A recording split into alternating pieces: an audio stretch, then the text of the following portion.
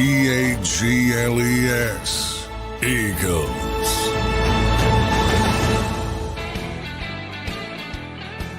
Welcome in, everybody, to a Victory Monday edition of Birds 365. Our first Victory Monday of the year, Johnny Mac, because we haven't had any Sunday games. Eagles skate by and get a win over the New Orleans Saints, 15-12, and move to 2-1 on the year. That's John McMullen, the number one Eagles beat reporter in town. I'm your host, Zander Krause. Please give us follows on Twitter. I launched a new Twitter, Johnny Mac, to chronicle my work here covering this team alongside a new my work. Twitter. What do you have? 2 Twitters? Yeah. I had a personal one, so I just wanted to make one that's dedicated to my work covering the team. So give me a follow over there at Real Zander and give Johnny Mac a follow at JF McMullen. So good stuff there. Johnny Mac, how you doing on this Monday morning, man? A big Victory Monday. Yeah. Overreaction Monday. Let's see if we get any overreactions. I'm sure we will, but it's better to have overreactions when it's Victory Monday as well. Yeah, no doubt. Yep, no doubt. Look, John, we'll get into the game here in the beginning. We'll have Jeff Kerr coming up. So a great show planned for you guys. I want to thank BetUS, by the way, for sponsoring our show today. So thanks to the good people at BetUS. Go to betus.com.pa for all of your betting needs. Johnny Mac, my big takeaway, man, now that I'm a day removed, I did some recap. I watched the condensed version on NFL, the Plus, which is they remove all the commercials and all the in-betweens of the plays. It's great. It's like 40 minutes. Time. And it's saves time. Yeah, it's every play. Yeah. So I watched that. That defense, man, that's got to be the biggest takeaway of this game. They rebounded from Monday night in a big way. And namely the guys we talked about, Johnny Mac. Jalen Carter was a wrecker in that game. They couldn't block him. They could not block. And every time he got to Derek Carr, he's looking at Derek Carr like, I'm coming for you. Derek Carr was seeing Jalen Carter in his sleep last night. But that defense is my biggest takeaway here on a Monday morning. Yeah, I mean, Jalen Carter, that's what I expected from week one. So that was why the biggest disappointment in his play, self-described. And again, it ain't me. It's what Jalen said, trash over the first 2 weeks. This is what the Eagles were expecting and what they need, to be honest, on a more consistent basis. And, this is the perfect example why I always say I'm not a stat guy. You look at the stats and it's like, whatever. But I encourage it. Baldy put up a good breakdown. He wrecked that game. He really did. That game. Didn't have one sack. He wrecked that game. Another perfect example, the interception by Reed Blankenship. That's not a sack. Turned into a pretty good pressure, turned into a pretty good play. Yep. Happens all the time in the NFL. Jalen Carter wrecked that game. They couldn't block him. Tremendous performance, best player on the field defensively. And when you can't block, it doesn't matter how talented you are. It doesn't matter how gifted you are. It doesn't matter you're scoring 45.5 points a game. If you can't block people, you can't play offense. It's been true since day one, and it will continue. And they couldn't block Jalen Carter. A lot of other people had great games. Brandon Graham had a great game. Keeps playing well. Amazing story at his age. Zach Bond had a great game. In his return to New Orleans, you could see he was a little bit fired up. Reed Blankenship had a great game. A lot of guys played really, really well. But it all stems off the foundation of Jalen Carter. No doubt. He was tremendous in that game, John, as you mentioned, just destroyed it. There was tons of play action passes, and that's where Derek Carr thrives, right? And Jalen Carter harried him up like there was no tomorrow and sped up his game clock, and that really threw Derek Carr off his game. A couple other guys that I thought had a good night, and then we're going to get to Bryce Huff. We got to get to him a little bit, man. I saw the snap counts that came out. Very low for Bryce Huff, to put it mildly, just 18 snaps for Bryce. But I do want to stay real quick on those Georgia guys. They got a lot of heat last week. I thought Jordan Davis showed up as well, Johnny Mac. He obviously registered a sack in the game, but even beside the sack, I thought Jordan Davis had a lot better of a game yesterday, made a much bigger impact on that defensive line. I liked what I saw from Jordan Davis. Yeah, it's certainly better, and that's, it needed to be for basically everybody on defense, with the exception of a few. And Jordan's in that category as well. I didn't mention them. The first guys that I mentioned, those are the ones to me that really, really stood out. But anytime you get a sack, and that's what people want to see, and that's the example. Jordan Davis got a sack. Jalen Carter didn't get a sack, but Jalen Carter was the better player. Now, more impactful player. So, yeah, it was a positive step forward for Jordan Davis. But yesterday was Jalen Carter day from my perspective, and Yeah, everybody's no playing. doubt about it. Yeah, Jalen Carter was a mean machine yesterday. We're going to get into the offense in a little bit. I want to welcome all of our great viewers in this morning on this Monday morning. An ugly win at times. That game was almost unbearable in certain moments when you had the blocked punt and it was still 3-0. That at times that game was very ugly, but you walk out of there with a win. And I think they learned a lot about themselves in a game like that. John, I had a viewer on last night, Abe. I think he's in the chat and on the post game show. And you talk about how Jalen Hurts is so relentless and he comes for 60 minutes, regardless of what he does. I think the whole team is taking on that persona in a way where they're relentless. And I thought they showed that yesterday with no points on the board, almost through the entire third quarter. And they come back and they win the game late in the game. Saquon Barkley with a big run. Dallas Goedert shows up in a huge way yesterday. Jalen Hurts, I called on him all week to rise up, Johnny Mack, without A.J. Brown. I thought he had a tremendous performance despite those 2 turnover plays. So, the team has become relentless. At least they were yesterday, and they got the win because of it. But just your thoughts on that and just how they keep coming. Yeah, I mean, well, certainly true of Jalen. I'm not going to go that far with the offense as a whole just yet, because it's really difficult for people to have that sort of mentality that, despite making mistakes, to keep going and keep going and keep going. It's just rare. So I don't want to put everybody in the same category when it comes to Jalen Hurts and that specific trait. But it was nice to see him persevere with so many injuries coming in without AJ, obviously, and losing so many people during the game. And at the end, they won the game. Jalen Hurts went and won the game with the help of Dallas Goedert and obviously good route by Jahan Dotson to get Dallas Goedert free. And all the little things and Saquon Barkley finishing things. So a lot of help, but to be able to do that, to be able to go to the length of the field in that kind of circumstance, and there's no AJ Brown, there's no Devontae Smith, there's not even a Britton Covey, who's your third receiver coming into the game. Physical game yesterday, man. Yeah, very physical game. And the guys out there are Dotson and Paris Campbell, a practice squad player, Johnny Wilson, a raw rookie. And they were able to find a way to win the game. That's pretty impressive. And he got the big chunk play, which obviously helped. But hey, chunk plays count. So, but they still, if you're going to be honest, this is still not a good offense when AJ Brown's not on the field. That concerns me a little bit. I don't expect it to be the same. I think it's ridiculous to expect it to be the same. But I think you should be striving for a little bit more, and maybe if some of the over aggressiveness, or as most people would say, it's some of the aggressiveness worked. Maybe it does change, and maybe it does look better from that standpoint. But I still, AJ's got to get back on the field if there's going to be any consistency offensively.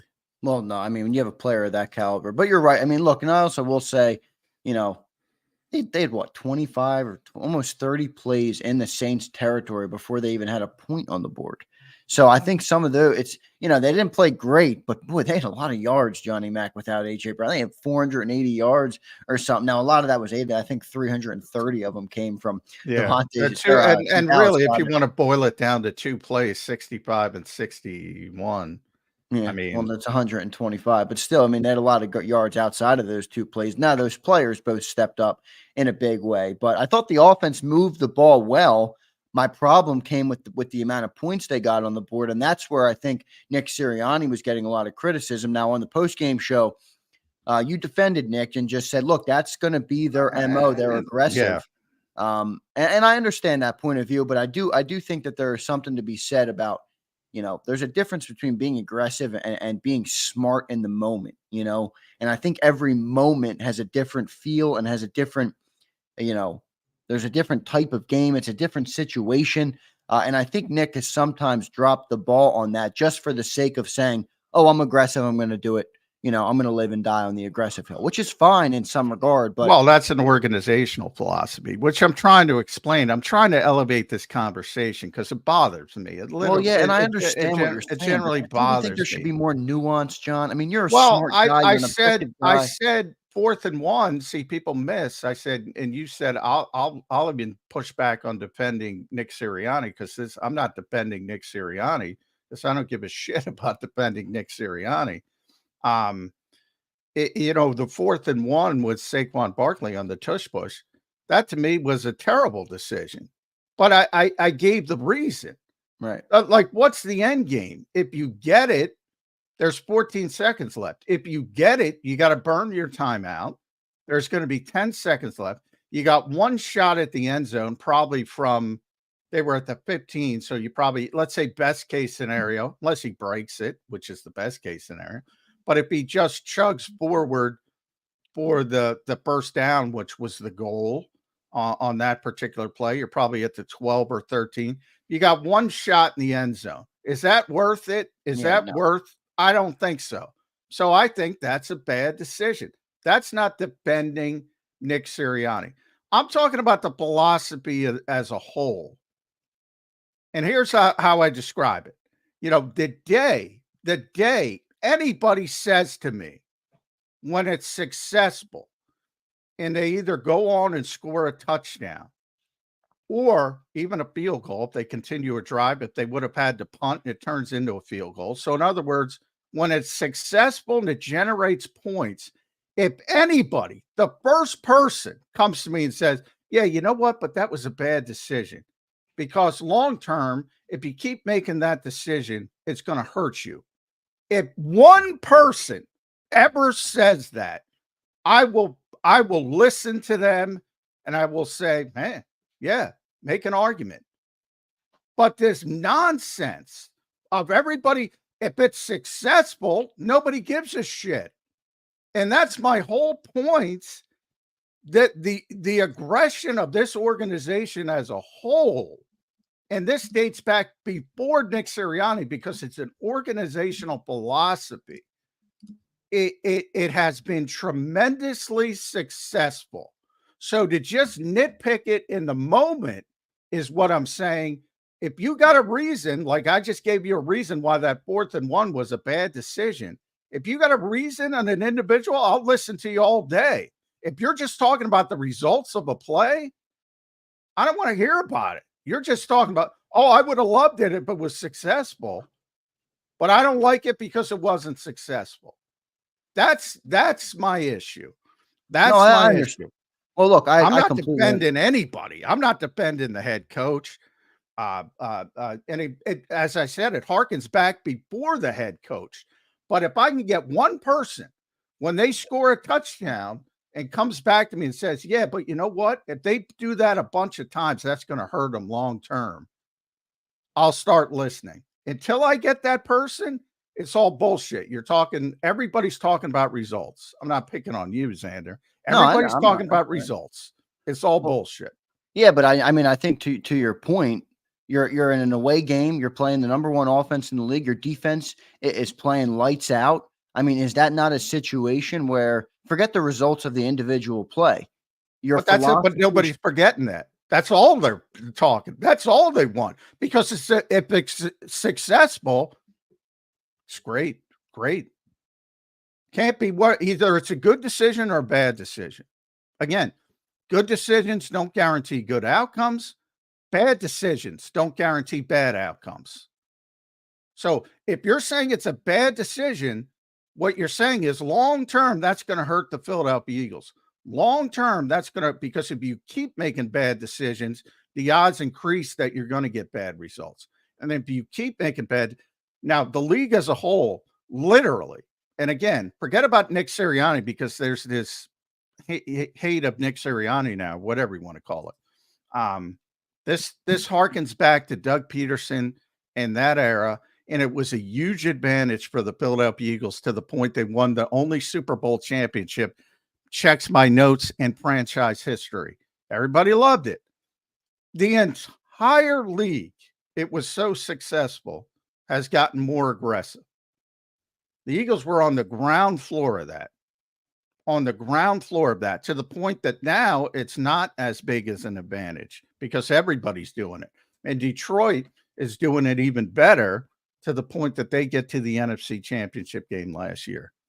But this relying on results and saying this is a good decision because it worked, this is a bad decision because it didn't work. I'm sorry. That I'm trying to elevate things. Like I said, that's like lowest common denominator stuff.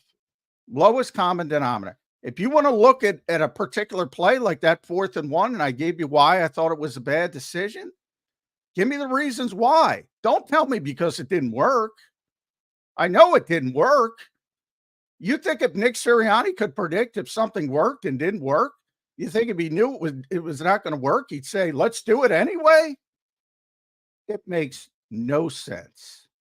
Well, you talked about them being on the forefront of being aggressive. I mean, it seems as though the pendulum has swung a little bit, and that's where, forget the results. I'm not even talking about the results because I understand what you're saying. That's what people are criticizing as a whole across, Eagle Nation in a way.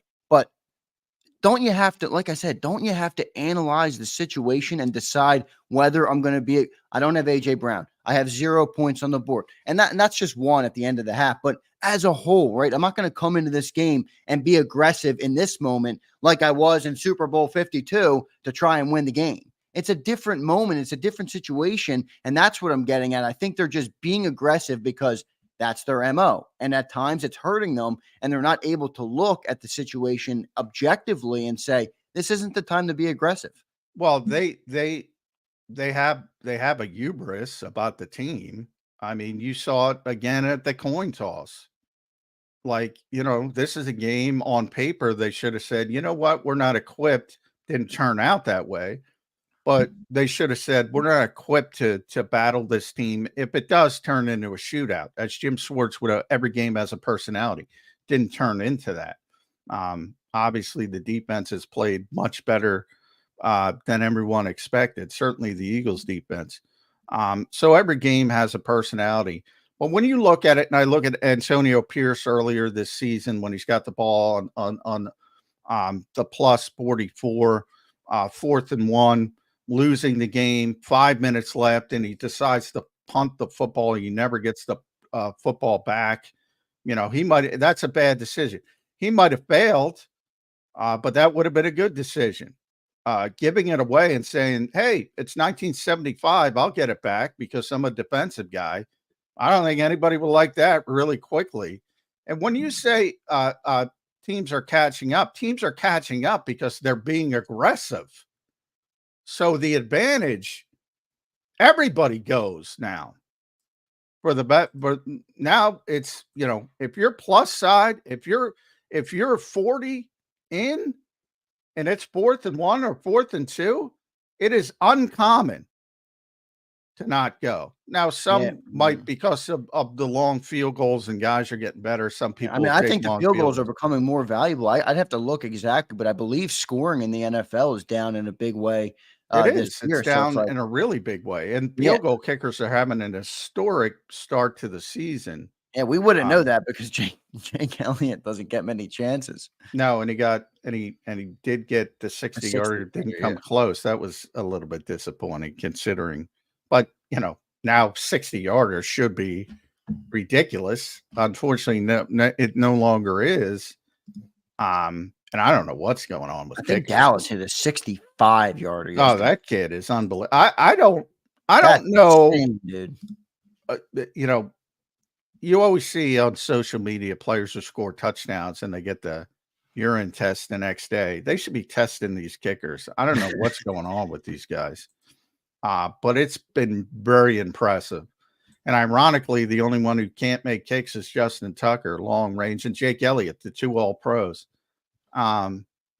It's been crazy, the kickers early in this season. But Yeah, I mean, I just think it's like if you got a problem with a particular play, bring up the particular play and tell me when it was why it was wrong, and I'll listen. But the overriding philosophy, like I said, the day somebody comes to me when they score and they say, "Yeah, but you know what? That's a bad decision long term. It's going to hurt the Philadelphia Eagles if they keep making that type of decision." Then I'll pay more attention. Otherwise, it's just results. Yeah, I get it. I'd like to see a little bit more flexibility on the approach. I think that's my point, but I understand. John, real quick, I want to get your thoughts. We're going to get Jeff Kerr up in a second. Appreciate everybody in the chat. Hit that like button. A couple super chats I want to run through before we hit the break. But, John, before I do that, Dallas Goedert and Saquon Barkley, man, they put the team on their back yesterday. Really, Dallas Goedert, I thought, had a huge game. I mean, he had catches in critical moments, including obviously the 61-yarder that took him all the way down to set up the game-winning touchdown. Just, Dallas Goedert, man, is he as good as he was yesterday? And should the Eagles be getting him more involved in the game plan? That was a tremendous game from him. Well, I don't think you're going to see 10 for 170 too Oh yeah, often. that was You a got to career go back game for to him. I think that was the highest in his you got to career. go back to Pete Retzlaff in Eagles history to get numbers like that. So obviously, but one of the disappointing things against Atlanta was that they weren't able to get Dallas Goedert involved in that particular game, and I do think that the timing of the AJ Brown injury hurt because they couldn't game plan to get him more involved. I thought he'd be more involved. He was more involved. It makes sense why he was more involved. I didn't expect him to get 10 and 170. And remember, even if you take out the 61 yarders, still over 100 yards. So that's a very big day for a tight end in the NFL. He's a great player. He's been a great player for a long time. Eagles got a ton of playmakers. So, certain guys are going to get overlooked, and he's gotten overlooked. But you see when he's given opportunities that he can make plays. Good stuff. By the way, I want to remind everybody, speaking of Saquon Barkley there, giving away a jersey this week, everybody. He eclipsed the 125 mark in a big way. Almost did it on one play. I know, man. He had a huge game yesterday, especially with that big 65-yard run to the house. John, we talk about how, has he lost any of it? Is he have too much tread on the tires? He exploded on that play, John. The secondary he got to the second level and ran away from defensive backs relatively easily. They had no chance to catch him. That was a tremendous play to watch. I thought Saquon really showed that he has a lot left in the tank on that run. We'll see how he holds up, obviously, across the full season. But a great play there from Saquon Barkley. So get your memberships in, everybody. We'll be giving away the Saquon Barkley jersey on the raffle. The same way I did it last week. I still got the same thing up. I insert everybody's name into the raffle. I do it live on air so you guys see full transparency. So get your memberships in if you want to try and win the Saquon Barkley jersey. Let me run through these super chats. Johnny Mac, real quick. Appreciate everybody for giving it. Demaria Smith says, just my opinion, it kind of feels like Sirianni is trying to force himself into these games by going for it on fourth down as often as he has been. Johnny Mac, quick response to Demaria. The organization hasn't been doing it since 2017 as a philosophy. I might agree. They've been doing it. It's just been successful. So nobody cares when it's successful. It's been one of the biggest advantages this team has had to be aggressive. Basically, if they're plus 40 and it's 4th and 3, even 4th and 4, they're probably going to go for it. And it's been a huge advantage to the point that I think they've taken it too far, to be honest. But again, that's a different discussion. It's been a huge advantage for the team, and it's been going on for a long time. And I don't know why people don't see that, because the entire league has changed because of what the Philadelphia Eagles did in 2017. The entire NFL. And that's before Nick ever set foot in Philadelphia. Let's go to our next super chat from Martine. Martine, thank you, man. And Demaria, thank you for your super chat as well. Appreciate all you guys for supporting the show. Martine says, good morning, Zander and John. Any update on Slay and Devontae? I think both plays were dirty and both Saints players should be fined. Just two unnecessary actions. Martine, I would agree with you on that last part, especially in the case of the Slay thing. I thought Trevor Penning, John, I thought he was going to leave the Caesar Superdome with Darius Slay. Yeah, I thought the Penning on Slay was dirty. The other one's bang bang. I know you got to blow the whistle earlier. You got to do something. Defensive linemen are taught to track back and hustle and get in the play, and the guy's trying to make a play, and it was a bad hit. Yeah, but did you see number 98 who, like, the play was actually then clearly dead after the defensive lineman rocked Devontae, his helmet was off, and 98 looks at him and just goes, boom, and just jumps on top of him. And then when he gets up, there's a video floating around of him spitting on Devontae. And I think that's where people are like, well, if somebody spit, and I didn't see that, but if somebody is spitting on someone, yeah, they should get fined. They should get suspended, actually. Yeah. But I'm talking about the play. I'm talking about the actual play. The Slay tweeted, though, injury-wise, Slay tweeted he's fine. So that's positive. Smith is going to be in the concussion protocol. Yeah, I'm worried. Same with Lane Johnson. So that's out of the Eagles' hands. That's, independent neurologists and things like that. Yeah, we'll see. We'll get the update on them later in the week. And our team, when they get back to the facility, probably flew home last night, right, John? Right out of they both flew home. So yeah, so they should be. We'll get the update on them later in the week. Nick Marchetti checks in. Will AJ and Smitty both play this week? Nick, we don't know yet. We will get the update on for both of those guys later in the week, as I just mentioned. John, out of their hands. Independent neurologists have to clear them through the. Well, not for AJ, but for Smitty. Yeah. No, no, for Lane and Smitty. They're both in the concussion protocol. Yeah, I'm worried about Lane when you talk about, puking, and I thought he had a sickness and he's got more of a history. I think he's had three documented concussions. So this will be his fourth. It's either his second going on 3 or third going on 4th. I'll double check, but he's got more of a history. So probably going to be tougher, I would say, for him to get through the protocol than DeMonte, but that's just a pure guess.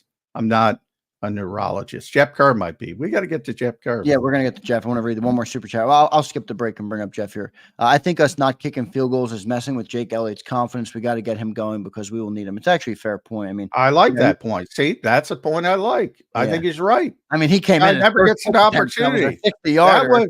That was not Jake Elliott, man. Even though, like, again, because so many long kicks and so many guys have been successful, it's become, oh, you should make this. That's a really difficult kick, but he wasn't even close.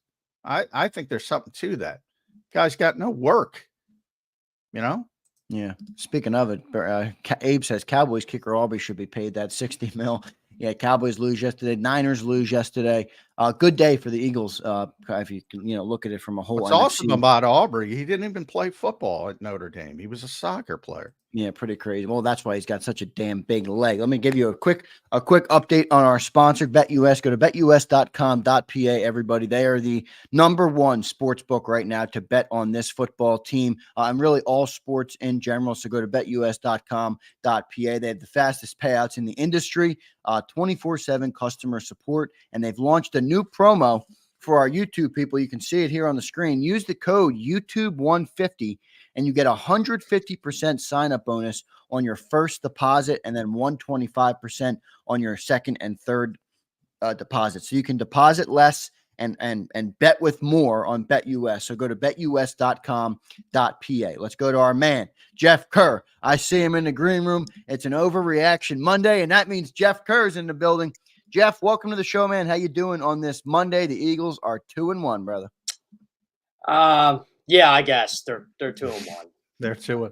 They are 2-1. That's factual. Yeah, that is factual. A lot of things I didn't like about that game yesterday, but you know what? They're 2-1. I said that they went 1-1 in this stretch between the Saints and the Bucs. They'd be all right. Well, I gotta man up. They're gonna be all right. But a lot of things in that game that I was not a fan of yesterday. I'll just say that. Hit me with a couple of them, Jeff, because, I took away, I thought Jalen Hurts rebounded. I thought the defense rebounded in a big way. But, he still turns the football over. It's a problem. Look, 6 in 3 games is not championship football. You're right about that. Yeah, I mean, look, I could sit here and praise Saquon Barkley, but I already know Saquon Barkley's good. I don't need to tell anybody that. I'll tell you what, I'll give a positive. Tyler Seen, I just tweeted it. 35 pass blocking snaps. Yeah, he did a great job. The Bryce Huff number 0. No pressures allowed. Or No. yeah, we Yeah. got to get to Bryce. Yeah. You know what? I'll say that. I'll go my negative now. Bryce Huff stinks. He absolutely stinks. He's just not good. I've decided to focus this game on watching the edge rushers. Josh Sweat's going to be fine. Actually, Josh Sweat is third in the NFL in pressure. Josh Sweat looked good yesterday. He got some pressure. Yeah, he set the edge. I thought he looked pretty good. He was good on Monday night against the Vikings. It's just we focus on Bryce Huff and Nolan Smith so much, we kind of forget Josh Huff. I mean, Josh Sweat exists. Josh Huff. See, this is what happens when you have the last name Huff and you're wearing an Eagles uniform. You're just not good. But Jordan Davis, Jalen Carter, Milton Williams were tremendous yesterday. I thought Zach Baldwin was incredible. By the way, there's a reason why Nakobe Dean's on the field and Devin White isn't. So I love the way Nakobe Dean tackles. He might be an undersized. He got so much bigger in his upper body. He did. Nakobe Dean. He attacks those players when he tackles. I love watching it. He's an aggressive tackler for being an undersized linebacker. I like that. I like having a little bit of dog in you as a linebacker, especially. I cannot complain about one thing about that defense yesterday outside of Bryce Huff. I really can't. That's how well I thought the defense played yesterday. Yeah, well, real quick. I mean, John, and I want you to give your take on Bryce Huff as well. 18 snaps, guys. Brandon Graham doubled him up. I mean, John, we talked about this in week one. Forget about Brandon. Nolan Smith is out playing him. Like, I have no issue with Brandon Graham playing more than. Oh, no, me neither. Brandon Graham is. I think I'm starting the campaign for Brandon Graham to return another year if he keeps playing. He might. If they want to pay him, he might. Yeah, I mean, they might want to pay him because he's really holding that defense together right now from the edge. The key is, like, Nolan Smith is at least playable in some aspects. Like, even against the run, you can play Nolan Smith. I don't know what you can play Bryce Huff for. Jeff, he had 18 snaps yesterday. He played 30% of the snaps. I had someone tell me that his goose egg yesterday isn't an indicator of how he played. I'm like, yes, it is. He's not good.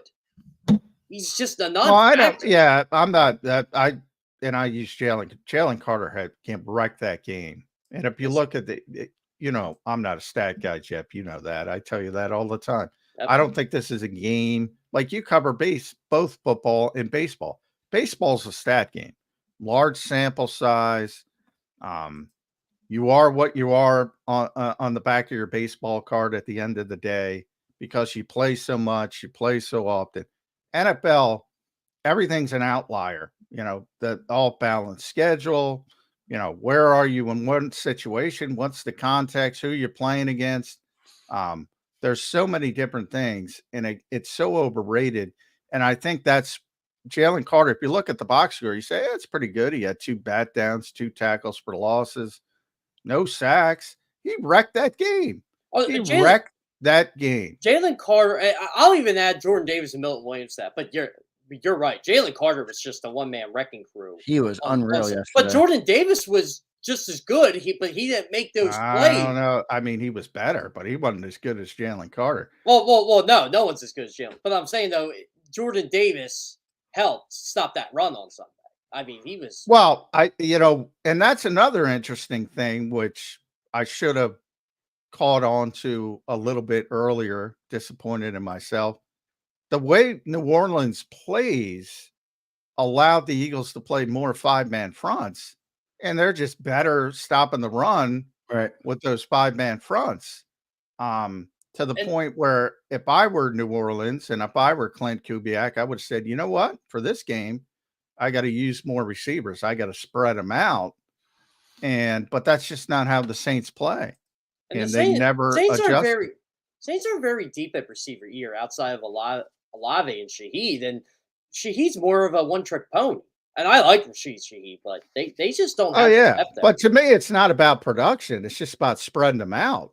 And then when you spread out the Eagles, they have a really difficult time stopping the run. Whereas you got Jordan Davis in the middle and you got all those big interior bodies, they're fine stopping the run. But when Vic feels he has to go to those 4-man fronts, that's when you see the big gash plays. There was a lot of 5 technique yesterday, which I like. A lot of it, yeah. Which, again, I'll get to some negatives here. Obviously, the injuries suck. The physical game. Yeah. I mean, Britton Covey looks like he has a broken bone in his shoulder. Poor Yeah. Britton, man. Nice Yeah. play, gets hurt. Yeah, nice play, gets hurt. I will say, he doesn't play like I love it. I love the vigor he has. I love the aggressive nature he runs the ball with. Yeah, But at some small point, you guy. got to understand, man. The big guys beat up little guys, and you're like Yeah. 5'7", running into these dudes that just clean your clock, even on punt returns, whatever it is. And he gets hurt, and I'm like, I'm not surprised. Maybe I hate to agree with a lot of people, and I'm talking in the know in the NFL here. A lot of people love Britton Covey, but they're like, do we want to use a roster spot on a guy like that? too And small. I'm like, well, then again, you're not really. If the Eagles use him as a punt returner, but it is what it is. Yeah. With what their situation. But I think they're finding out, and they probably know this already, but I'm sure they're finding out. Hey, look, Johnny Wilson can at least help out this football team. Paris Campbell can help out this football team. John Dodson can help out this football team. But Paris Campbell can help. I don't know. Come Well, on. who else are you There we going go. with? Who are we going with? Well, I thought all hope was lost. That's where I give Jalen all the credit. Yeah. When you're rolling out there for that final drive and your options are Jahan Dotson, Paris Campbell, and Johnny Wilson, I did not have a lot of hope that they were going to win that game. And Well, it didn't look like it until two Saints defenders collided into each other. yeah. Yeah. It almost looked like three of them collided, Jay. It was like a big scrum of Saints players. According to Dennis Allen, it was a miscommunication, which you don't see too many miscommunications in a Dennis Allen defense. Which I thought is, I get it. They're going to happen in a football game. But if you think about that situation, and John just named the receivers that were on the field, in a way, Saquon's not much of a factor in that moment because you got to go 70 yards in a minute and a half. So you're not running the ball. Now, Saquon could be somewhat of a threat out of the backfield, but that's not really, or throwing the ball. That's not really his game. So really it was Dallas got it or bust, and they let him go 61 yards right down the field. I was like, boy, what a collapse by the Saints defense. If the Eagles did that, we'd be on our defense. They did that last week. Yeah. Yeah.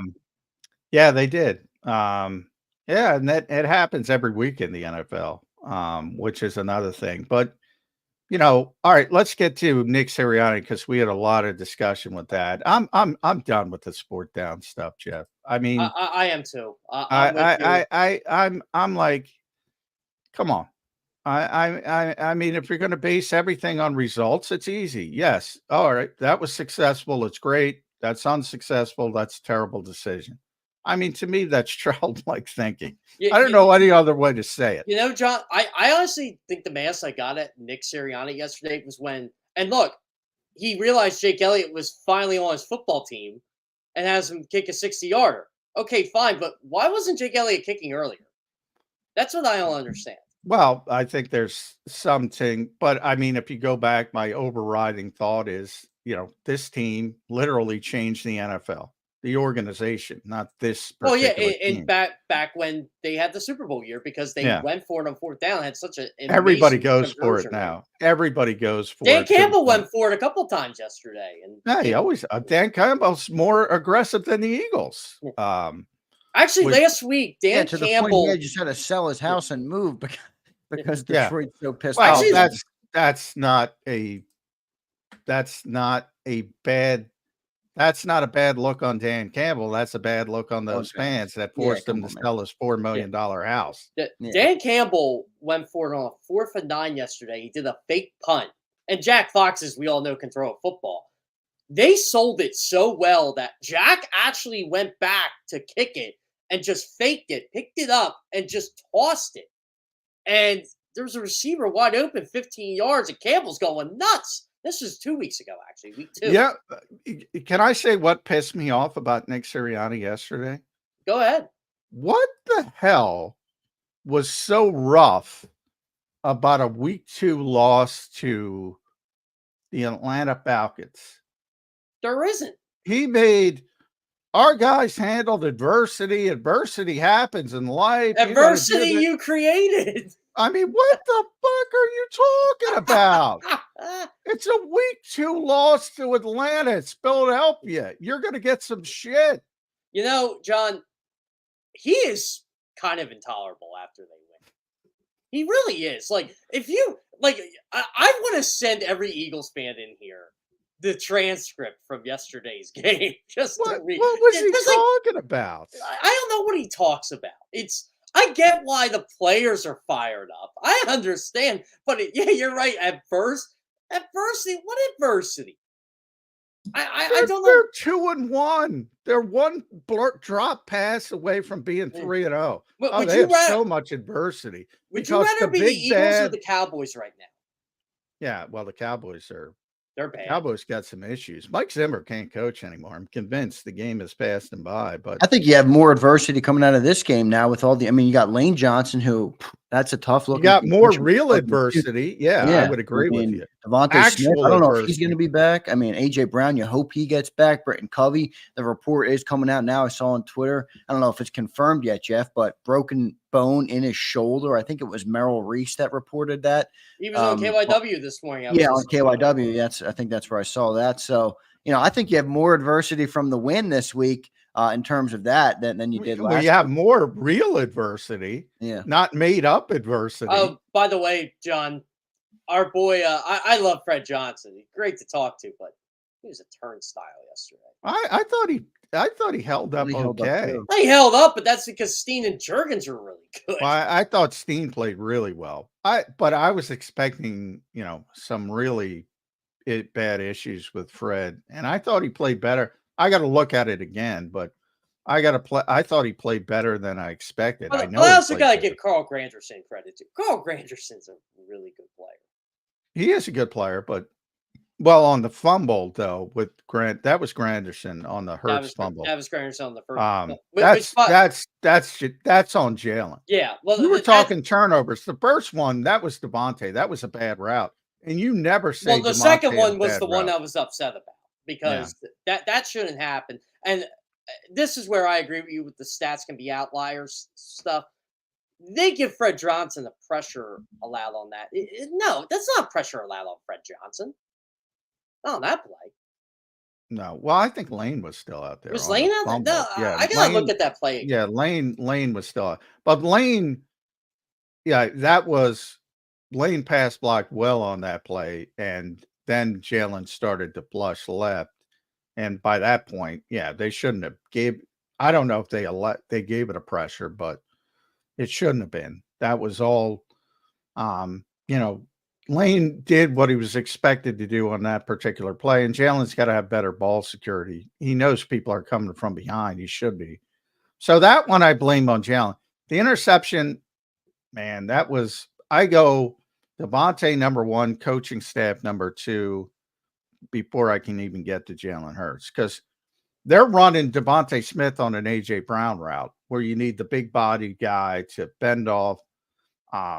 So that's from that. And then Devontae never runs a bad route, ran a bad route and left the quarterback hanging out to dry. So even that, going back to it, you got to look at each play individually and say, all right, what happened? Whose fault is this? I don't think the interception was Jalen Hurts' fault. I don't want to blame him for it, but it is back to the whole. This happens every game, and the longer, I mean, he's turning it over too much. That's fair. Yeah, it's not championship football, and one of my overreactions for that game. I got to do overreactions for the league every week. That was going to be. But I don't want to just harp on it every week because I thought Jalen played well in the second half. Was the Eagles can't win or go where they want to go with Jalen Hurts' constant turnovers. But I got to give the guy credit. I mean, 7 for 10 in the fourth quarter, had 100 passer rating. Yeah, made a lot of good decisions. And look at the cards he was dealt with. He basically had a pair of threes and ended up getting a full house. That's how Jalen rolled in the second half yesterday. So I don't want to harp on the guy too much, but there's just a lot of I'm just concerned for week 4 and week 5. I mean, week 5, it's a bye week. You know why I'm concerned for week 4, Jeff? Because Tampa Bay got rocked by a bad team. Oh, yeah. And Denver's exact opposite I brought up all week. You know what? I expected Zander. I picked the Saints to win, so I'm not saying I didn't, but I didn't think they were going to play as well as they had been. It's just because that's the way this league works. People believe they're, blowers or whatever, and everybody's blowing smoke up there, what, and they start believing it, and they get out there on Sunday the next week and they play like crap.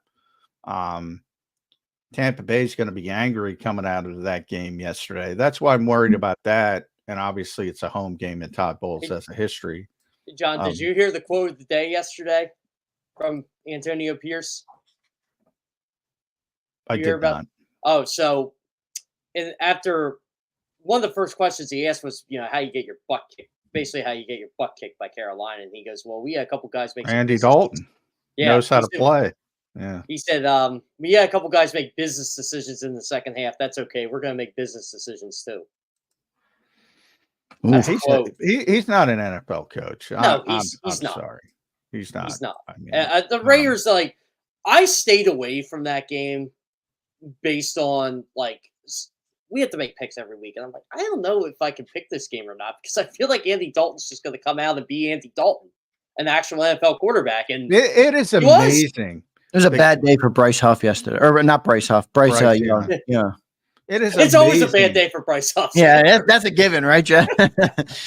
We all know Andy Dalton's limited. I look at, Sam Darnold's one of the stories of the league so far, and he got hurt. Watch that go wrong for the Vikings. Guys who know how to play the position, it's like worlds above the Caleb, who's got a million times more talent than Andy Dalton. Or you don't even have to go outside the city. Bryce Young's got a million times more talent than Andy Dalton. Doesn't know how to play the freaking position. Andy Dalton's been doing this for 15 years, and he's been pretty good at it. Is he a super? No, but a solid quarterback in Cincinnati. He was solid in New Orleans. Yeah. Boy, and everybody's like, Carolina stinks, and they do stink with Bryce Young, but they got a bunch of NFL players. Everybody's got good players. Guess what? The Giants stink too, but Malik Neighbors changes a lot of things on that football team. And they got Brian Burns and Kayvon Thibodeau and Dexter Lawrence. They got when you're facing the Browns offensive line that's literally down everybody, I guess we should have saw that result coming.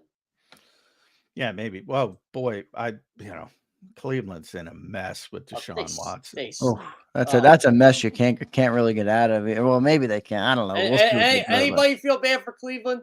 No. Nobody feels bad for Cleveland. Jeff, I want to get bad for anybody because I want to talk about Jalen Hurts. Last week, me and you debated a little bit with Jalen Hurts. I was critical of him. I got to give him credit, man. I thought, look, the 2 turnovers are not great, but you got no Lane Johnson late in that second half of that game. You lose your right guard. No A.J. Brown. No Devontae Smith. I mean, you have Goddard and Saquon. I thought Jalen Hurts put the team on his back yesterday, with the exception of two plays, which, as John points out, maybe the interception is more on Devontae Smith and the coaches there.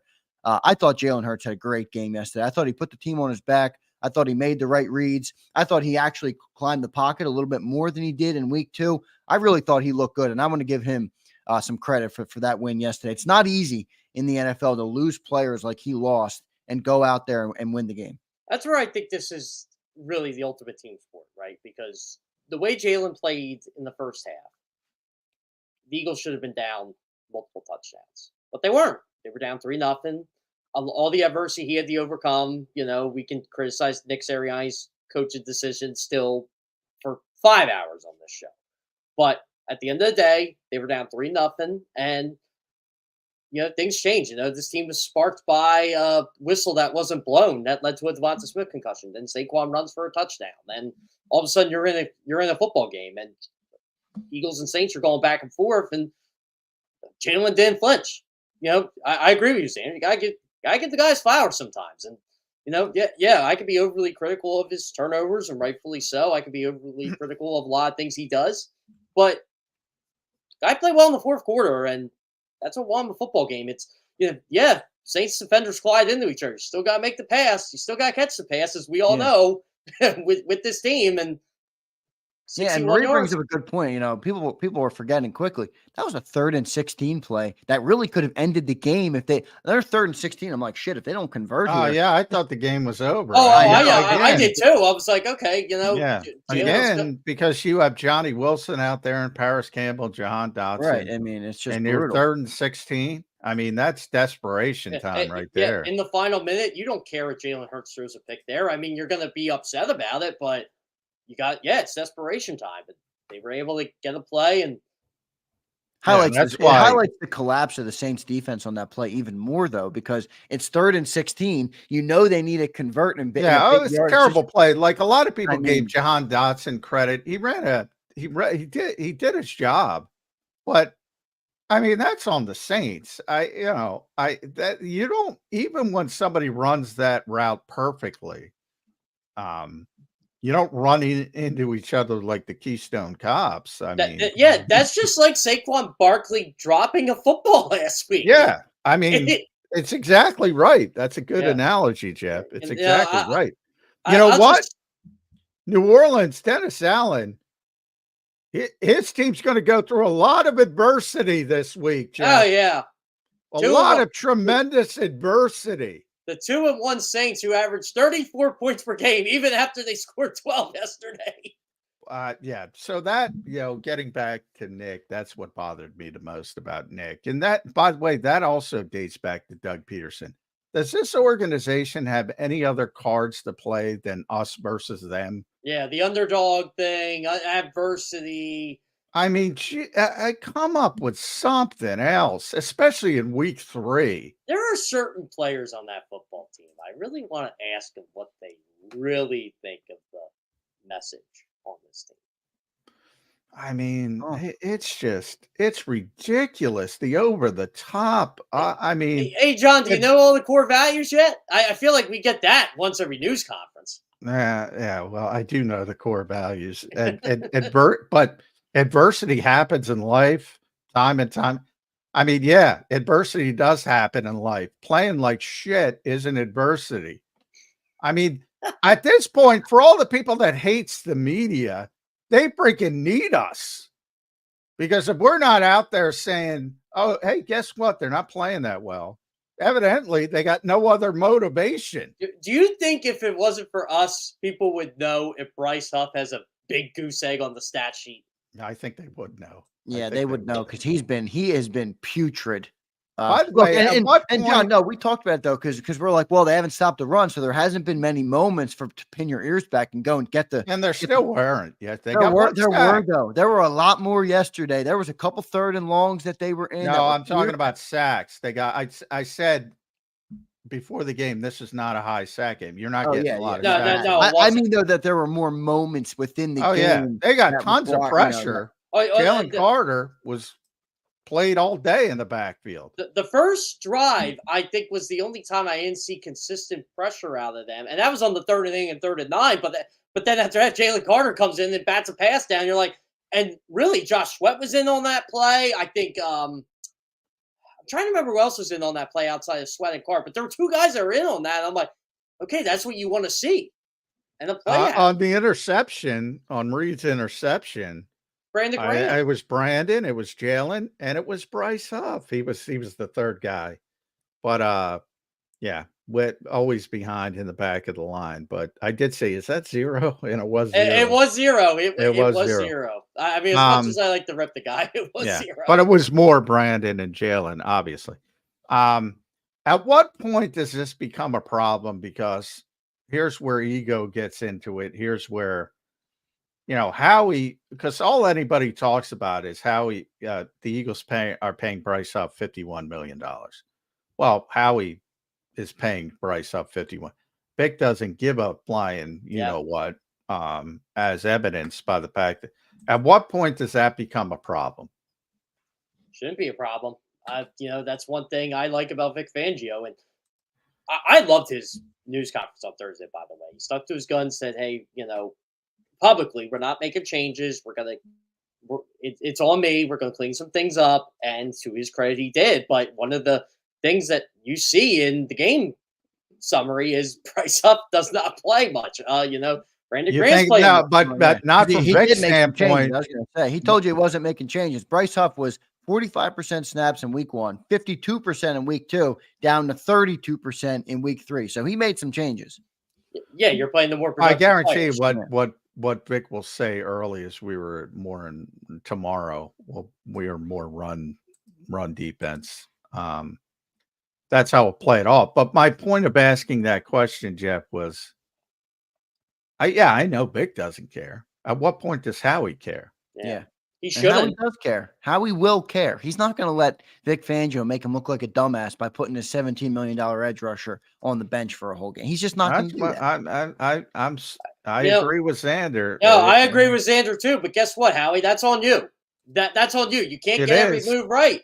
Yeah, I'm but sorry. Jeff, even if he knows that to be true, that doesn't mean he's going to let it happen, dude. I know, but Yeah, again, yeah. that's your talent evaluation. You know, I have my questions about Bryce Huff, and I don't even watch Bryce Huff as much as these guys. But I'm like, okay, yeah, high pressure rate last year, but he was a part-time player last year.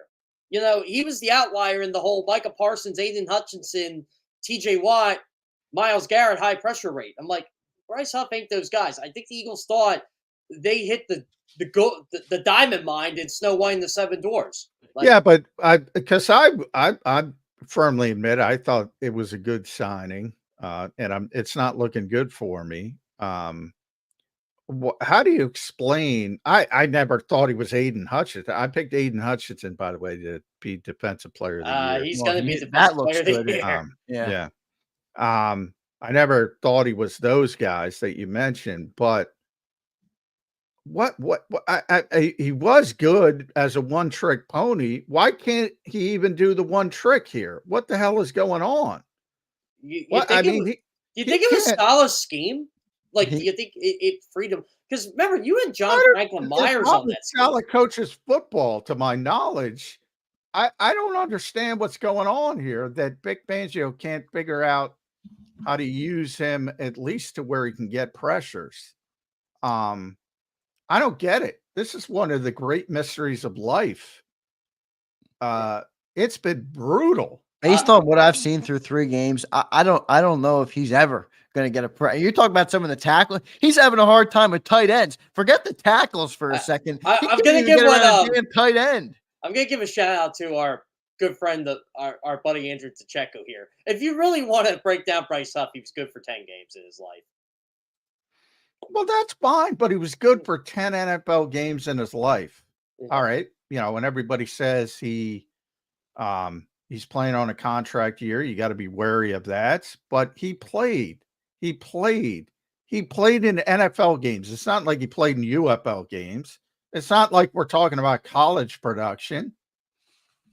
NFL. I mean, someone's got to figure it out, right? If someone could figure out Nelson Aguilar is a much better receiver in the slot than he was on the outside, then you can figure out Bryce. You can figure out something Bryce off, right? I would think. I would think. I think he has one move, and he shouldn't have one move.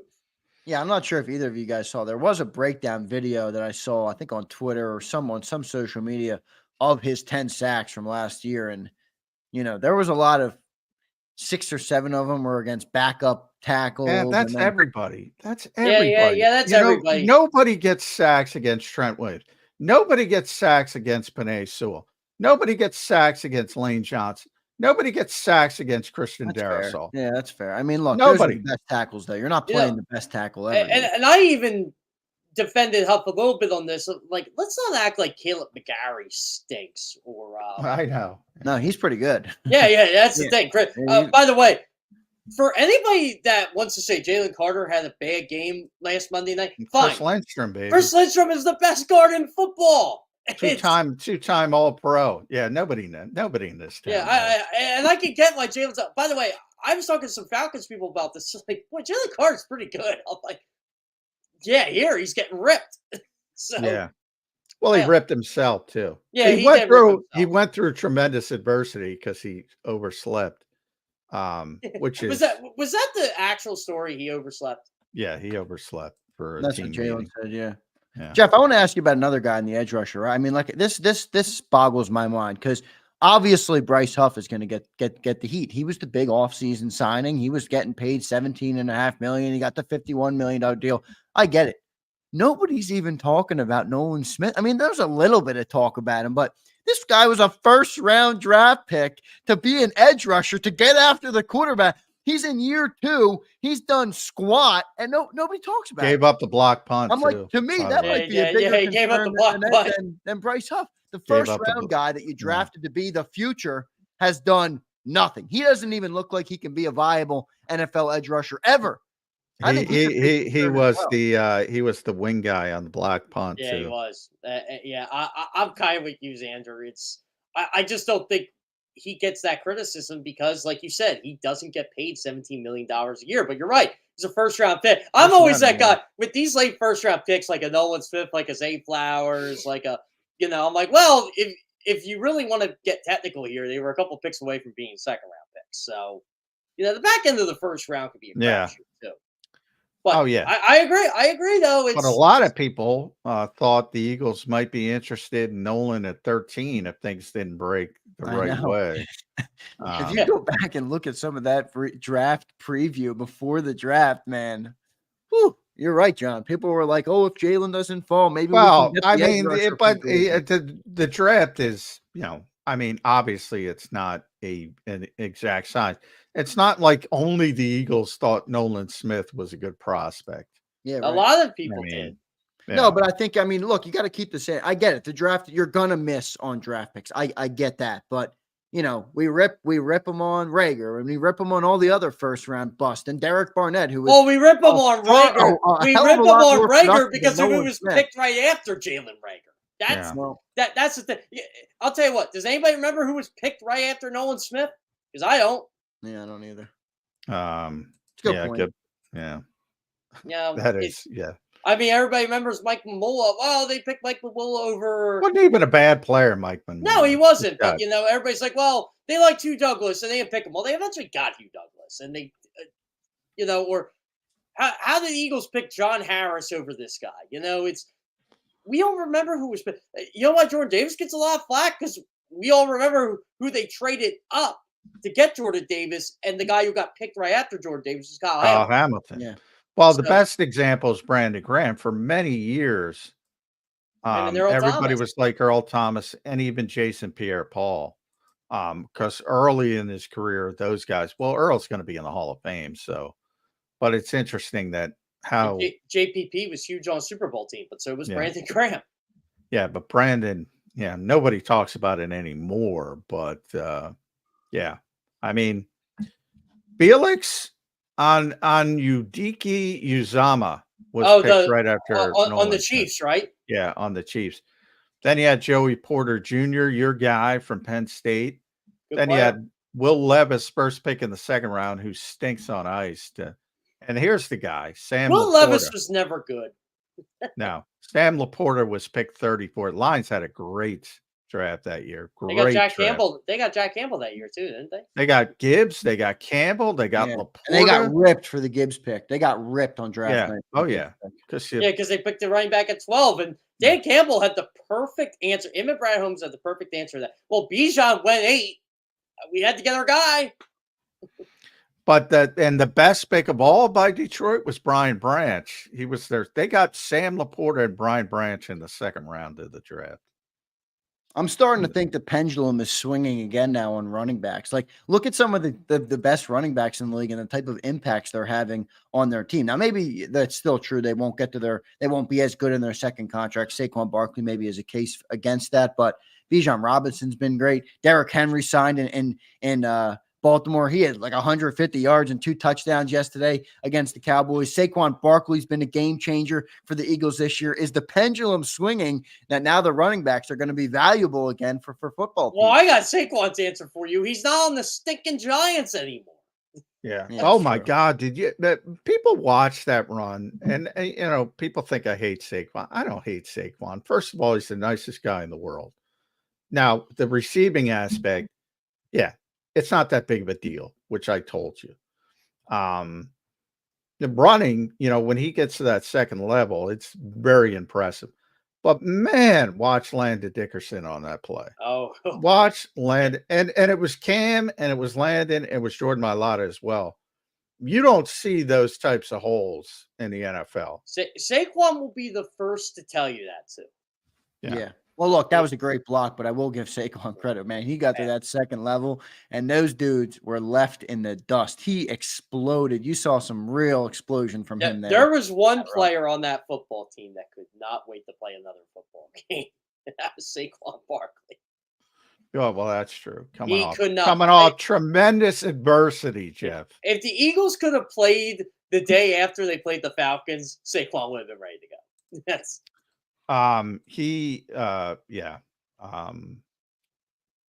was a bad play, but that's the thing. He's won 2 games for him, and he played for the New York Giants for 6 years. He had more adversity there than dropping a pass. But I was talking to some of my Giants beat writer friends. We were having this like joke, and they're like, "Oh, Saquon choked in the big game again." And I'm like, "Saquon's been in big games." Yeah, it's true. So they thought that was a good comeback. But every Giants writer loves Saquon.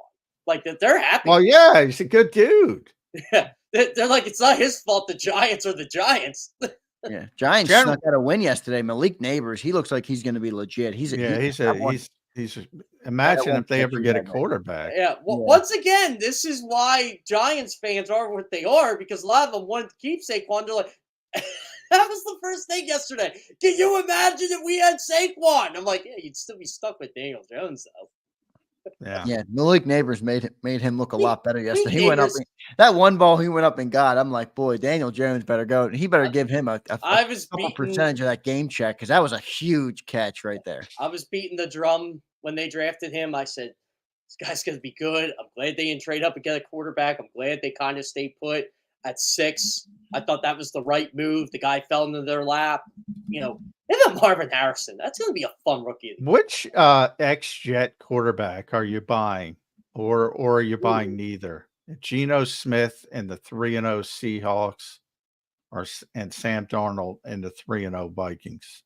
Sam Darnold, because he's had a year in that Shanahan system, and I think Kevin O'Connell knows how to get the most out of Sam Darnold. Geno, I like Geno, but I got to go with Sam Darnold on this one. I don't think this is a 3-game stretch. I mean, I think it's going to hit a wall at some point, but look, you're getting tremendous bang for your buck for $10 billion right now. Oh, yeah. Well, the money, yeah. But the most impressive part about that team, though, to me, is Brian Flores, man. Oh, Brian Flores is that awesome dude. I love Zander. I love dude. that style of defense. Yeah. I mean, I don't even know what that style of defense is, because nobody's ever played it before. Ian Eagle Ian Eagle, sorry. I don't know why I say Eagle. Ian Eagle and I were talking about this week with the Vikings. And we got into like a 10-minute conversation on Brian Flores. I mentioned his name, and you're like, well, there's the key right there. They had an excellent offseason, getting guys like Andrew Van Ginkel, Jonathan Grenard, Yeah, I don't know if Brian's a good head coach because he's telling the quarterback he stinks every day, but I'll tell you I think it's awesome he told the quarterback he stinks every day. As a defensive coordinator, man, he throws some shit. You just don't see it. And these quarterbacks, I mean, CJ Stroud has been off the charts, and he didn't know what he was looking at. No, they threw the kitchen sink at him. But Stephon Gilmore can still play. How did the Cowboys? He's amazing. How did the Cowboys let him go? How did they let him walk out that building? The lack of people, because when you turn 30 in this league, boy, I mean, experience means so much. You see it at the quarterback position. We see it with Andy Dalton. They know how to play. We see it with Brandon Graham here. He knows how to play. And you still have to have the physical aspect. Jason Kelsey, great example. Lane Johnson, on and on. Fletcher, on and on and on with this team. Boy, experience matters. And it seems like people are just, all right, we got to throw this guy on the heap. And he's still a million times better than the young guy you think is going to turn into something down the road.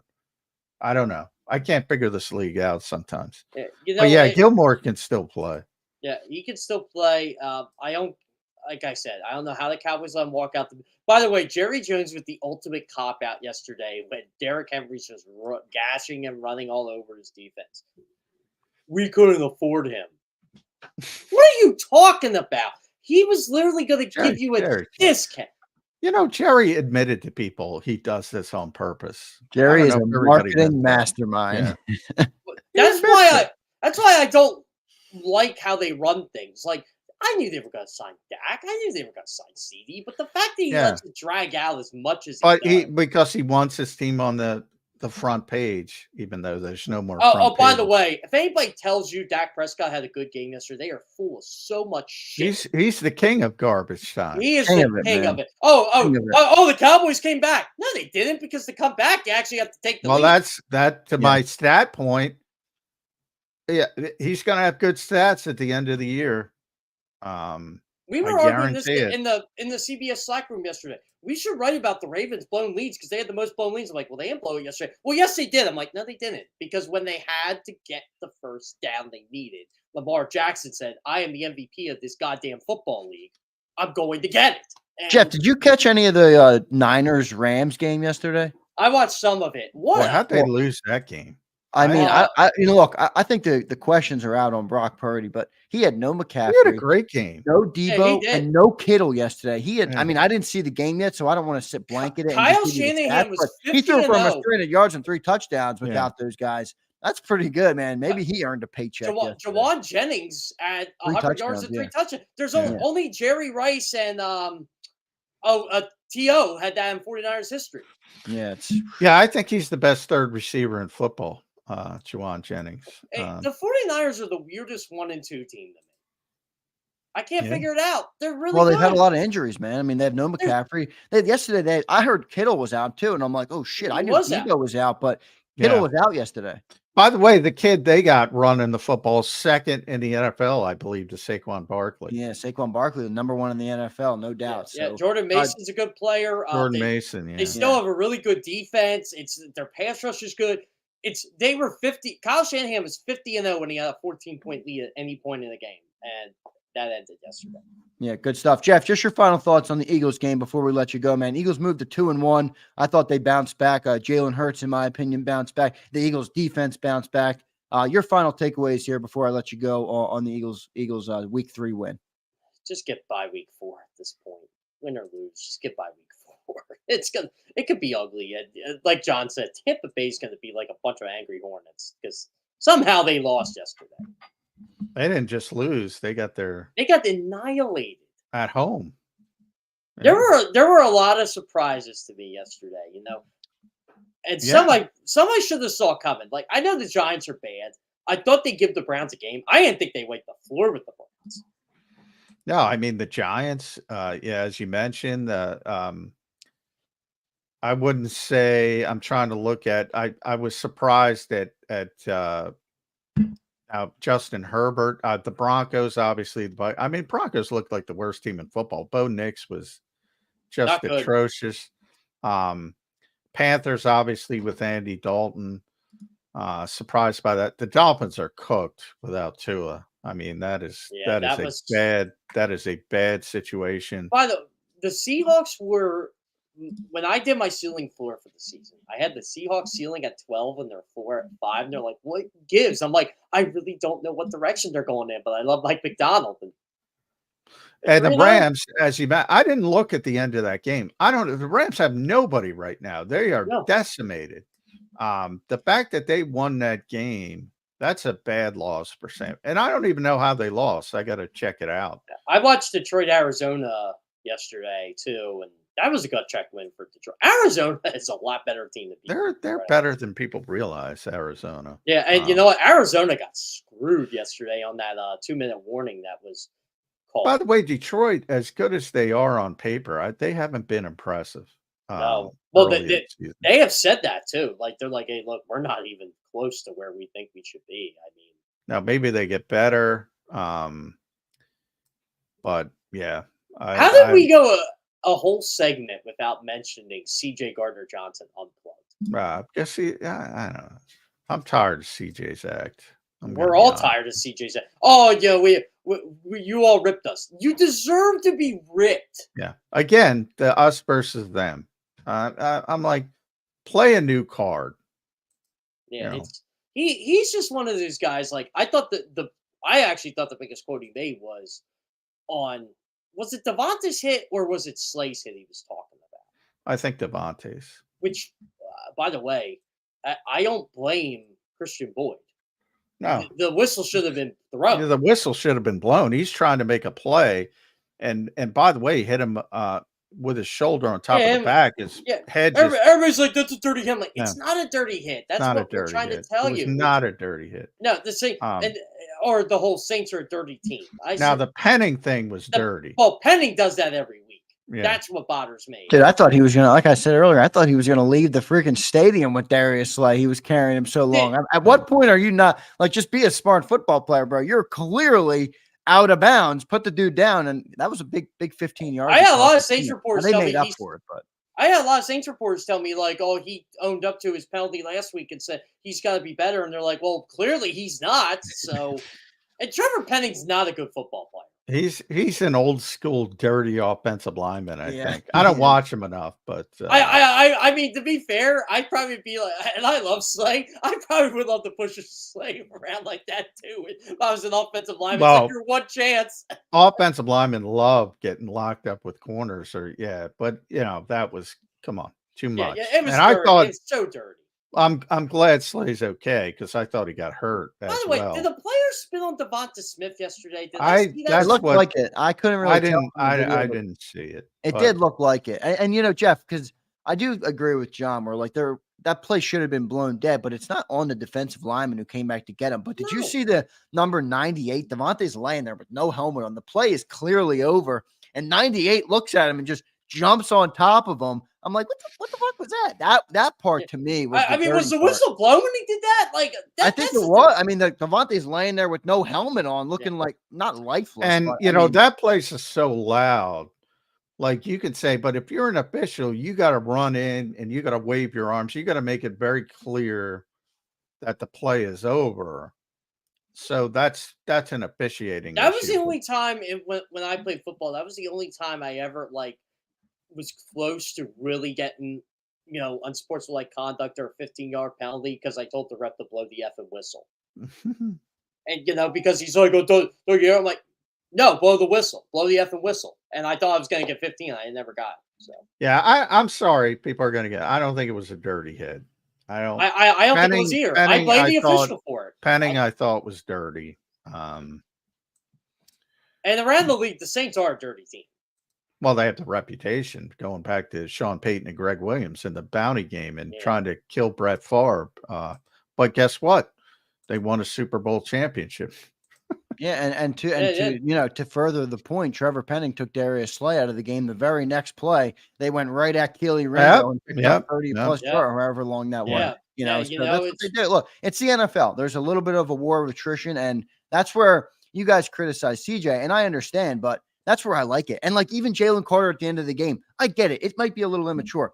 Man, fuck them. They're going to come at you all day, which is fine. They can come at me, but for them to go back, I got no problem with. By the way, do you want CJ? New Orleans. See you later. You want CJ's coverage stats? Because Saints fans, I think they want me to tweet this in the worst way.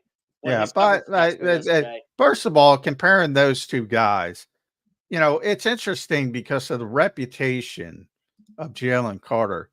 He is the nicest, most down-to-earth person. He really is. A little bit immature, obviously. Not the most getting frustrated I've ever seen Jalen was last Monday night. Martin Frank and I went up to him and talked to him, and we gave him credit. He gave us all the time in the world. The cameras came because they saw us talking to him. He's like, I'm trying to get out of here, man.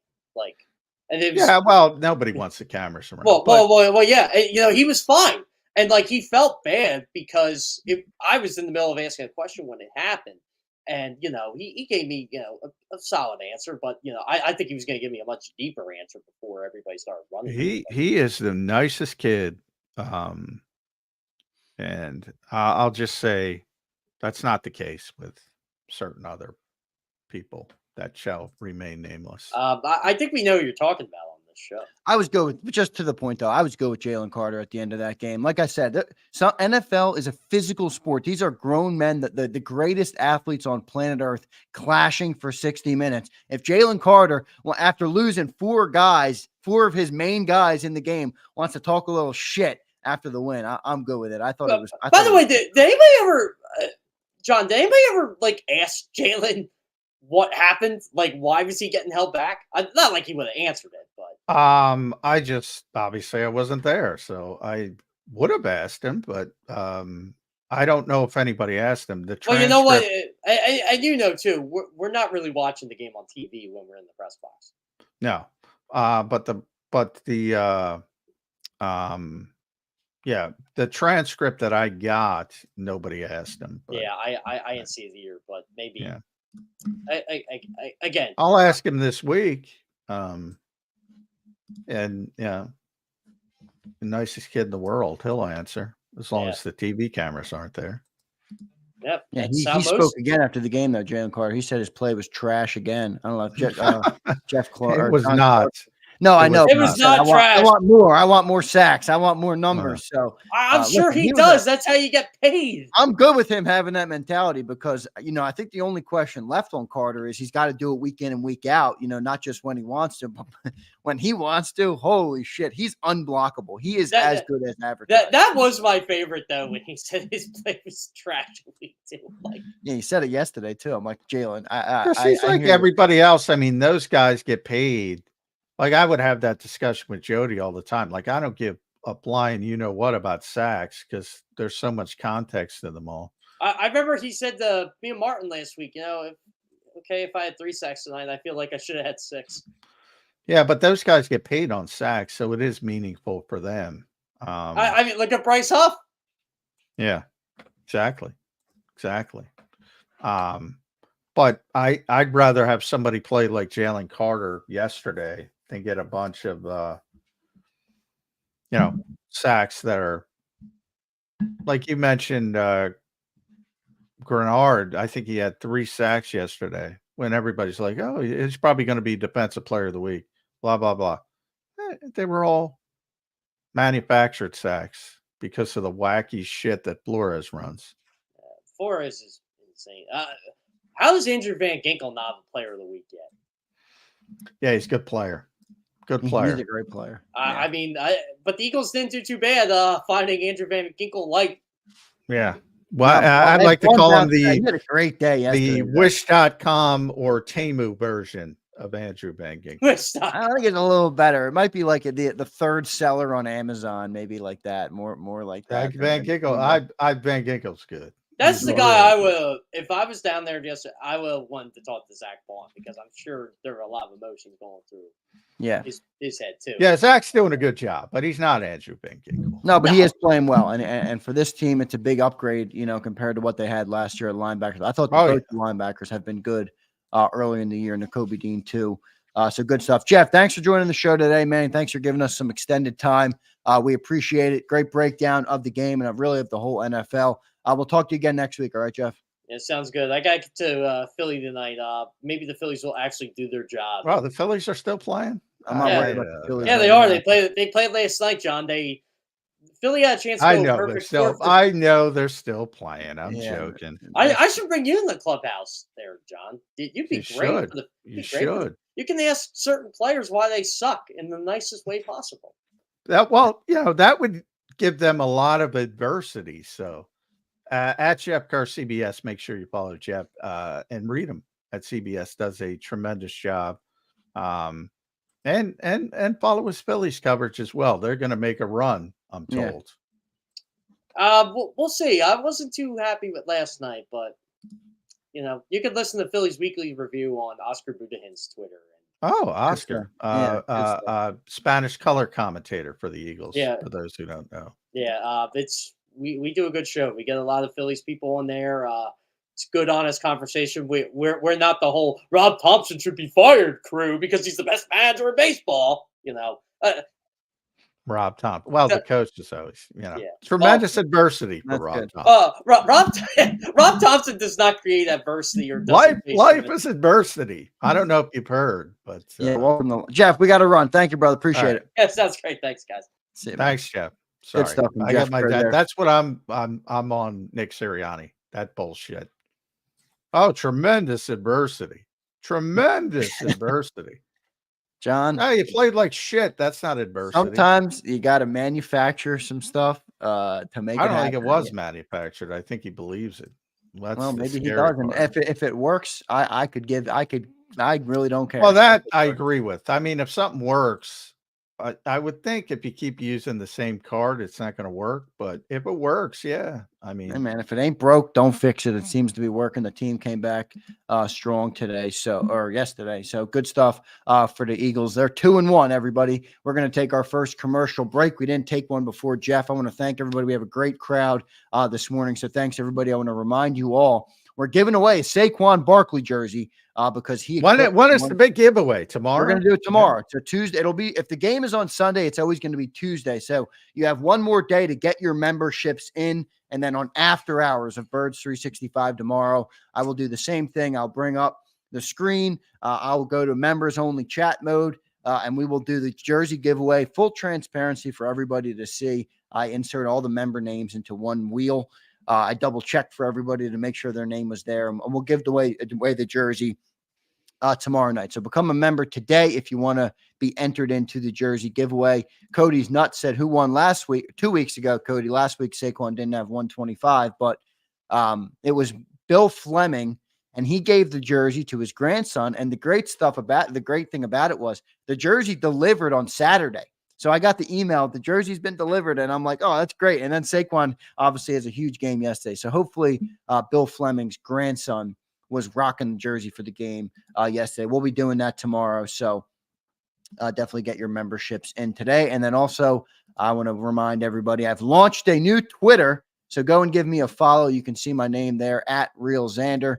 Give me a follow on Twitter, my new Twitter account that will exclusively cover the Philadelphia Eagles. So go and give me a follow over there on Twitter. Appreciate that as well. Let's get to our commercial break. When Johnny Mac and I come back, we'll continue to kick around this game. We'll talk about the injuries, talk about, what to look for after now coming out of that game. The Eagles moved to 2-1.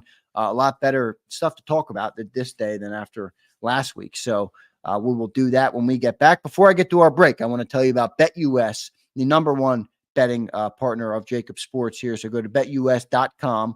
That's betus.com.pa. And if you're a YouTube listener, which all of you are, you can use this code YouTube150, and they'll give you a 150% sign-up bonus on your very first deposit, and then 125% sign-up bonus on your second and third deposit, and it's all up to $2,000. So you can deposit less and bet with more now on BetUS. Go and take your Saquon props, everybody. It seems to be hitting each week right now for Saquon Barkley. So go to betus.com.pa. Birds 365 will be back in 3 minutes. Appreciate you all. See you in 3. If you missed any of today's show on the JAKIB Media channel, listen to the podcast on your way home. Available on YouTube, Apple, and Spotify. He's blocked well and tries to cut through the middle. Oh! Your gut says Miami is going to win, and you should take the over. Your gut also said your NFT selfies would only go up in value. They didn't. But your head is on Sports Grid and knows the QB is in concussion protocol. The backup has a 45 QBR against the zone coverage. The New York D has the most sacks in the league. So yeah, trust your head. It's smarter to be on Sports Grid.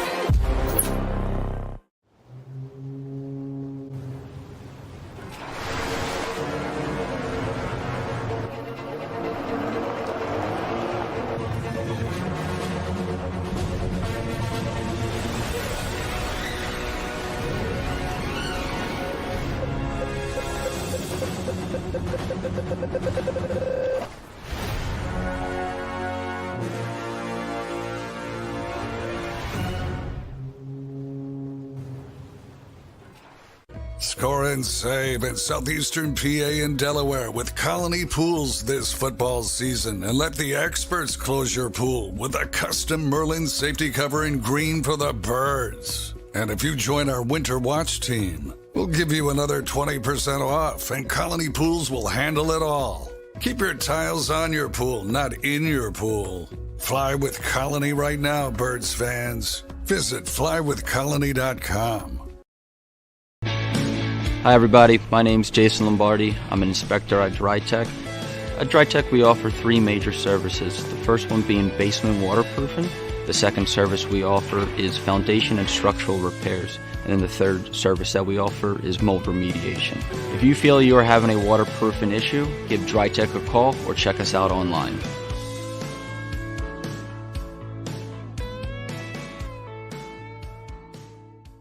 Heading down the shore, have a ball once more. Here, imaginations run wild and time stands still. Because here, you can find the best of the Jersey Shore, all on one 5-mile island. So leave the old you behind and get lost in the woods. Wild, wild, wildwood day. Plan your stay in the Wildwoods today. EAGLES, Eagles.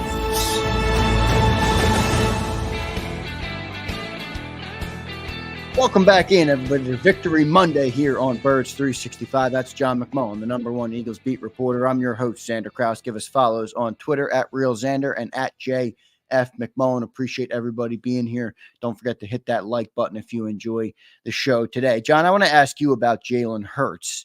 We're going to start there on this segment. You know, I was, by the way, real quick before we start, I just want it is I can confirm that Britton Covey does have a broken bone in his shoulder, so he's gonna miss some time, pretty significant time, at least, probably 4 to 6 weeks, best case scenario. But so tough break, literally, for Britton Covey. So he's going to be out for a while. Yeah, no pun intended there. Tough break, definitely, for Britton Covey. And we'll look for the updates on Devontae and Lane. That's going to be another day or two at least, probably, with a concussion. I think the protocol is different. So John will. Yeah, that's up to the league. That's not up to the Eagles. So. Yeah, so John will report it, give us the update on that as soon as he gets it. But John, like I said, I want to start here on Jalen Hurts. I thought he had a bounce back game. I understand the turnovers. You know, that's definitely something he's going to have to rein in if you want to play championship football in the long run. But I thought he bounced back strong yesterday. I thought he climbed the pocket. I thought he moved the ball around. I think 8 different receivers were involved in the game. Obviously a big game from Dallas Goedert, but I thought Jalen Hurts, man, answered the bell yesterday in a game where he needed to step up.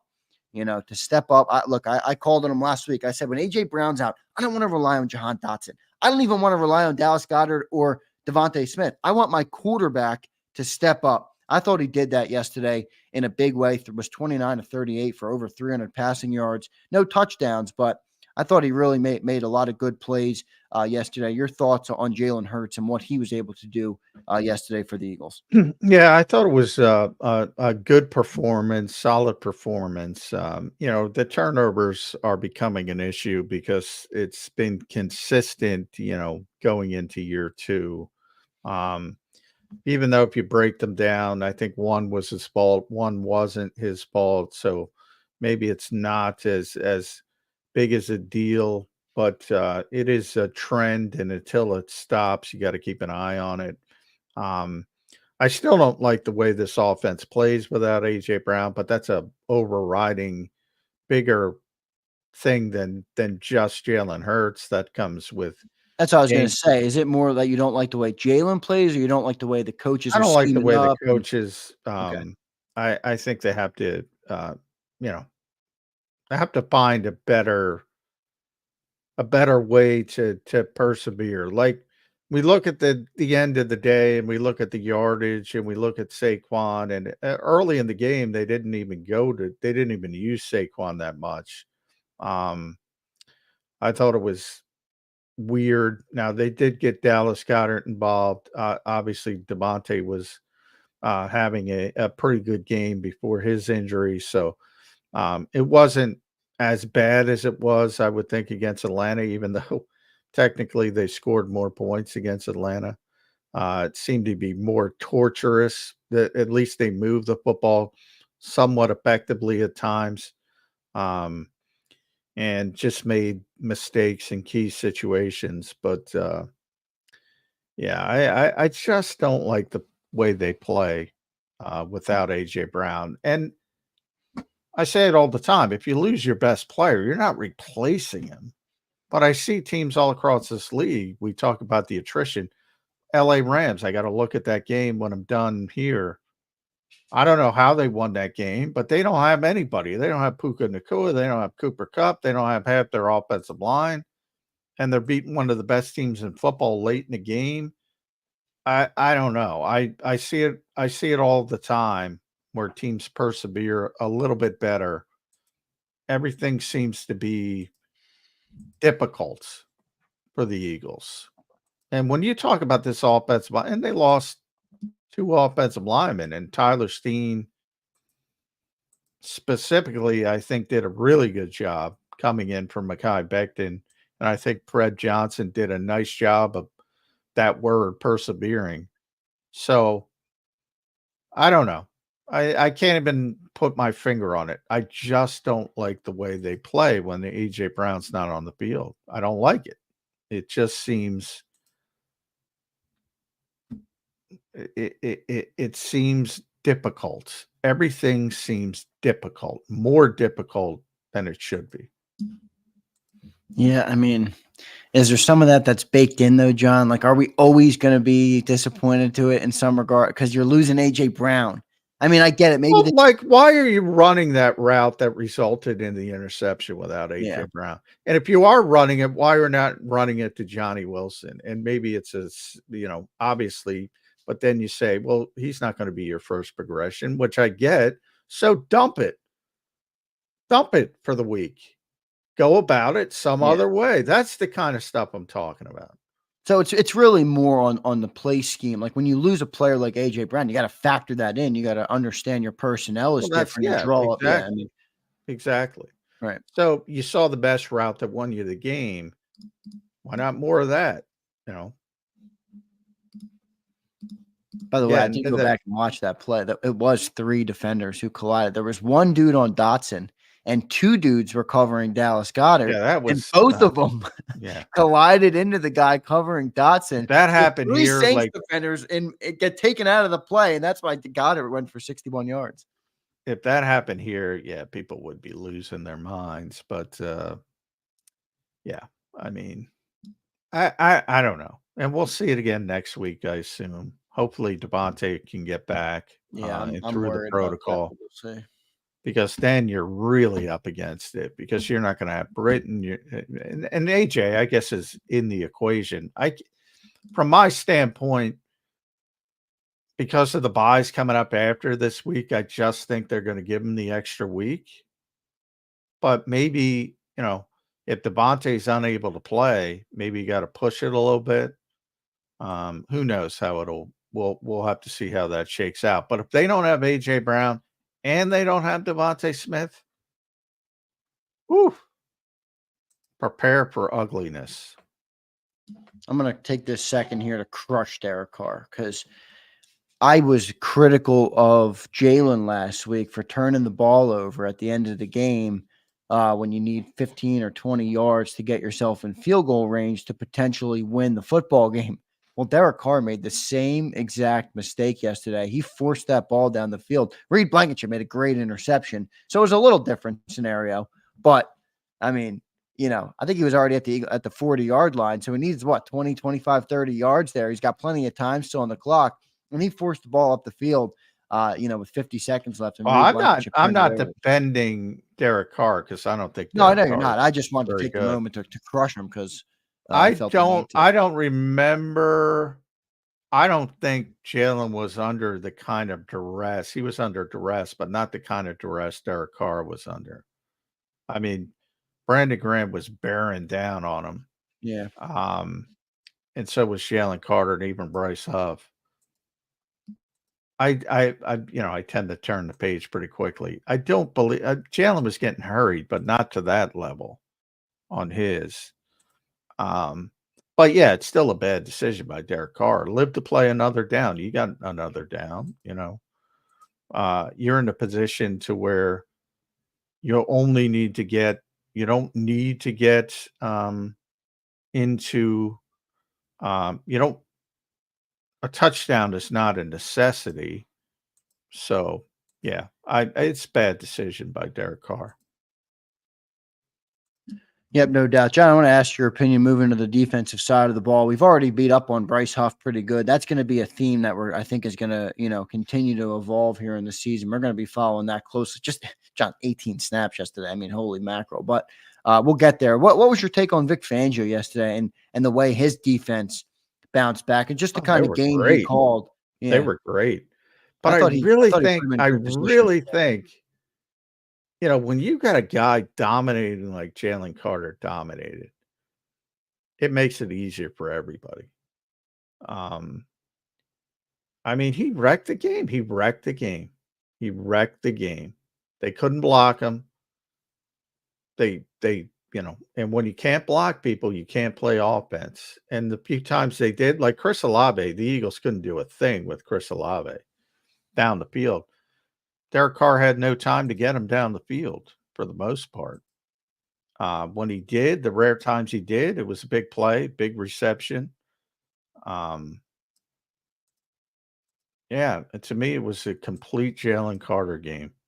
And Zach Bond played well, as I mentioned, and Reed played well, and continue to love the Quinyon Mitchell and his advancement week to week. Jordan Davis was better. N'Kobe was better. A bunch of guys were better, but it all stemmed from the foundation of Jalen Carter's dominance. He was the player of the game to me on both sides of the football. Yeah, I think he was. Yeah, I think he was. And you're talking about 170-yard day from a tight end, and 100 and whatever yards from Saquon Barkley. 150 plus when you count receiving yards. And I think Jalen Carter was the player of the game, overall player of the game. Impressive day for Jalen Carter, no doubt. Impressive day from Dallas Goedert and Saquon Barkley, Jalen Carter. Those were really the three big guys yesterday. What was your thoughts on Quinyon Mitchell yesterday? I mean, I thought he made a couple huge plays. He got picked on a little bit. But he's a rookie. He's going to get better. And growing pains. I said, look at what Kansas City did 2 years ago. Just let him play. Let him play. He'll get better. He's got this mentality. He's going to make some mistakes, but he'll get better as the year goes on. People are going to pick on him right up until they don't pick on him, and they figure out, this kid's pretty good. And you're going to get beaten in this league. I mean, people think Slay can't play. It's one of the best corners of his generation. And you see him get beat by Drake London. He's washed. You see it constantly. It's going to happen with Quinyon Mitchell, but he's got the mental toughness to handle it. And I think he's going to be a really good player. But that doesn't mean he's not going to have hiccups in coverage in this league. Again, Chris Olave, yeah, he's gonna struggle with him, and that's where you need the help of rush and cover and rush. You need the help of the rush, and the Eagles got a bunch of it from Jalen Carter, and making Derek Carr very uncomfortable and speeding him up, and that's the key. Not going to get a lot of sacks against that team, so you have to speed them up. And then I'd like to make mention of Reed Blankenship, because he's the best player on this team that nobody knows is a good player. Yeah, milk check. Yeah. Milk check is not sour today. Tremendous player. Yeah, he played good. I mean, he's continued to play good. He's one of those dudes that's been pretty reliable, when everything else is not going. So, John, here's a tweet. You just talked about Jalen Carter and how well he played yesterday. And I don't know the full source of this, but here's a tweet from Thomas Peterson. Jalen Carter in week 3 earned the highest grade of any defensive tackle this year, and the grade was 93.5. I'm not sure if that's PFF or next gen stats or whatever it is, and put whatever stock you want in the grading, but it's very obvious he had a dominant game yesterday, and is that a PFF grade, John? 93.5. Does that sound like It a sounds PFF? like it. Yeah. They usually don't get them out this early. I'll Yeah, check if they're out. I'm a little confused, but I mean, nonetheless, that's where I'm seeing it. So we'll see. But yeah, you don't need any grading system to, if you watch the game, to say, oh, that guy was pretty good today. But yeah, I don't, I'll know later today, if, that's a PFF grade. I assume it is. It sounds like a PFF grade, but yeah, we'll see if they change or they come out more. Because you're right, that seems to be early for a PFF grade. But anyway, yeah, they do have. It hasn't been. Basically, the grades are under review, so they go through a different process. But the early grade is up. It's a 93, and then it might go up even higher after they review the tape. John, I said. And by the way, 2 players over 90, which would be blue chip, but they get the blue grade. Reed Blankenship was the other one. Yeah. It's a pretty impressive stuff. I'm telling you, I turned on the game last night on my iPad on the NFL Plus app, and I'm watching this thing, and I'm just like, Jalen Carr. I mean, I knew it during the game, but sometimes when you watch it back a second time, you really get to see, and I'll watch the all 22 and that comes out. But Jalen Carter he was destroying guys. Yeah, I mean, they had no chance at blocking him. So it was very obvious he played that good, and he obviously made his presence very known yesterday. John, next topic, and we talked about Jalen Hurts a little bit at the open here, but here's a guy I respect a lot, and we talked about it a little bit. Ray Didinger today was on WIP. He spoke about Jalen Hurts, and his quote was, "He's throwing end zone interceptions like every week. You just can't win that way. They pulled it out yesterday, but you need him to play better. Ultimately, he finds a way to win, but the QB has to play better, more consistent football." I said I thought Jalen was great yesterday, with the exception of those 2 plays. Agree or disagree with Ray Didinger there? Well, I told you I don't put that end zone interception on Jalen Hurts. I don't. But he's talking about the overriding point, which has been a theme. Like if you go back to the Green Bay game, I mean, that was a disastrous, and I criticized him, throw into the end zone and people trying to defend it. There is no defense of it. None. So in this case, I think there's quite a few defenses to it. In the fact that I thought it was a poor route by Devontae. I thought it was a poor decision by Kellen Moore to run that route at in that particular spot of the game, because it's a trust route. And you have to trust that the wide receiver is going to be there and do what he's supposed to do. And at the worst case scenario, if he has to play defensive back, play defensive back. But yeah, so I think that's, for that particular interception, I think it's unfair to heap a lot of criticism on Jalen Hurts. However, a lot of times it is not. So it depends on which interception. That one, no, I can't. I think if anybody's being fair, you got to look at other people before you get to Jalen Hurts. That's fair. No doubt about it. John, I think we've got 10 minutes left in the show today. Here, I do want to hit a couple super chats because I forgot to get to them. So thank you all for the super chats. No doubt about it. I forgot to hit a couple, so I'll get through them now. Suplex, what was Becton's injury, John? Finger. Okay. Yeah. So we'll see. But Tyler Steen played very well. Typically when Mekhi plays with a big brace on his knee, when he left in training camp, he usually had something to do with his knee. But it was a finger, and evidently couldn't push off very well. So I assume it won't be long-term. Typically offensive linemen will brace that thing up if they have to and play, but we'll see how it shakes out. Yeah, so we'll see you there. Good super chat there from Suplex. Thank you, brother. F Body Guy says, win's a win, but these close games are definitely giving 2023 vibes. I need to see this team operate on all sides of the ball. It's a fair point. I mean, and a lot of people got upset when there was criticism of that team at 10-1, and then you ultimately saw some of the problems come to fruition late in the year. Your thoughts on that super chat, John? I mean, most games are close games in the NFL.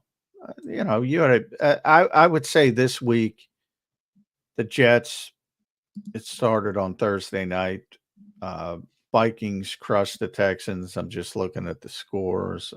Broncos destroyed the Buccaneers. Packers, Titans, Panthers, Raiders, Seahawks, Dolphins. This is a rare week in the NFL where you had some distance between teams. The NFL sends out these PR things every week, and they talk about the close games every week, almost every single week. It is a very parity-driven league, so you're going to have a lot of close games. So that's baked into it. I don't know, 2023 vibes, because they were 10-1. If they get to 10-1, then we could start talking about it. I don't get 2023 vibes at all, because I think they're growing right now, and they're going to have some more hiccups, and they're not going to be 10-1. But what did 10-1 get you last year? If they grow and get better and they're playing their best football late in the season, that's what you want, because they're going to make the playoffs. I mean, nothing's guaranteed, because they're going to make them. Dallas just keeps dropping. This is a bad division. And if Dallas is not relevant, I mean, they're going to win the division, barring an injury to the quarterback. And they might even win it with an injury to the quarterback. That's how bad this division is. Because I think Kenny could win some games, but Kenny Pickett. So when they hit the playoffs, are they playing well? That to me is bigger than you got to win every game. They're not going to win every game. They're not. You see some of the holes. You see some of the tremendous adversity they must face from week to week, according to Nick Sirianni. Yeah. Yeah. So, be prepared. It's not going to be 10-1. So I don't think you're going to get 2023 vibes. Next super chat from F Body, same guy. Appreciate you, F Body, for your 2 super chats today. He says, to be fair to Nolan, he didn't really play last year, so I consider this his first year. Who's out there for Howie to even pick up? Nobody's out there from the pick up. Nobody's out there from the pick up. Nobody's giving up relevant edge rushers. Yeah, and what about the year? What about the point to Nolan? This is really his first year. I don't know if I agree with that really at all. Oh, well, he didn't play a lot last year because he didn't. Yeah, I know, but I mean, he didn't earn playing time. Right, and you're still in the NFL where you're learning the systems, and you're getting acclimated and all those things. No, I'm agreeing with you. No, I mean, if he earned playing time, there was a role for him. He didn't seize it. So no, I'm not saying, oh, he didn't play last year. He didn't play last year because they didn't feel he was ready to play a lot. So, but he's been better. Hasn't shown up yet. Boy, they got a lot of good grades, man. A lot of good grades. I'm trying to pull it up again. Trying to pull up what Nolan got. And again, it's early, but let's see. Defense. Jalen Carter, Reed Blankenship, Zach Bond got a good grade, as he should have. Brandon got a good grade. Quinion got a good grade. Kobe, Morrow, Slay, Sweat, Maddox. Nolan was okay. He was average. He had bad marks for tackling, which is no surprise. That seems to be pretty consistent. They got a lot of good grades, both offensively and defensively. at least from early indications. Dallas Goedert, obviously, Saquon. Tyler Steen got a tremendous grade, as he should have. Cam Jurgens, Jordan, Devontae, Britton, before he got hurt and limited snaps, Jalen. Fred did okay, as I expected. Landon, a little bit worse than I expected, but he had the big splash block. And that, it's more about consistency. So Grant Calcaterra had a rip. I should have mentioned that. He was playing poorly. He was getting thrown around in the blocking game. So the guys who didn't play well were Paris Campbell, Jahan Dotson, and Johnny Wilson, basically. Paris Campbell doesn't look like he's going to be much of an impact on this team at all. Surprised to hear Jeff Kerr say that. But Brian Pumper checks in, John. He says, are we going to talk about how Jalen Hurts keeps testing all pro safeties? The guy thinks he's attacking Nate Allen back there. Smart QBs at least look it off.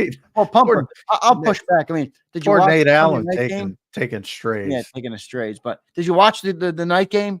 I mean, Patrick Mahomes threw a touchdown in the red zone. He always throws an interception to Justin Simmons. Yeah, but always. Still, I mean, it's going to happen. It's not something you can. I get it. It's the turnovers are an issue, but I don't think that's. Why does everybody have a problem? I mean, look at that route. And again, you could probably say this twice a year about Devontae. It was a terribly run route, which is extremely rare for Devontae Smith. So put all the context on it you want. But why is that on Jalen Hurts? How can he make the guy run the route he's supposed to run? Yeah. I mean, I'm the first. It's weird because I had people defending him for the interception in the end zone. Oh, if AJ didn't slip. No, bullshit. He wasn't getting to that ball. That was a brutal throw across his body to the middle of the field with Jair Alexander looming. Talk about safeties. What about big time corners? That is a brutal decision. Yesterday, no. Only if he saw the crappy route before it happened, which I doubt. Yeah, I thought he bounced back well yesterday, so I didn't want to beat him up. I mean, you take out those two plays, he had a near perfect game, so I'm not going to beat him up too much. Prince Swayze checks in. Yes, that is my issue with this team. We rely too heavily on analytics for our game plan, and we don't adjust to what the game is. They rely on for their game plan. I always love this because I don't know. How do you know? I mean, that's the assumption now. Yeah, well, assumptions are assumptions. They don't rely on the free. I've talked to Alec Halaby 100 times. He'll tell me, more coaches don't listen to him than do. But I don't know where people get this stuff. I really don't. I don't know. They rely too much on analytics for their game plan. Like it's a stipulated fact. Maybe they do, but I don't know. And I'm pretty sure if I don't know, there aren't many other people that know other than Nick Sirianni, who flat out says that he doesn't give a shit about analytics and does his own studies. I know Vic doesn't give a shit. I know that 100%. He does not care about analytics. And he says, I have my own analytics. And he's open to people who give him information and he'll use it as he sees fit. So I don't know where that comes from, but I hear it a lot. And I'm not picking on Prince. I hear it a lot. And it's nobody has that information. Certainly no fan has that information.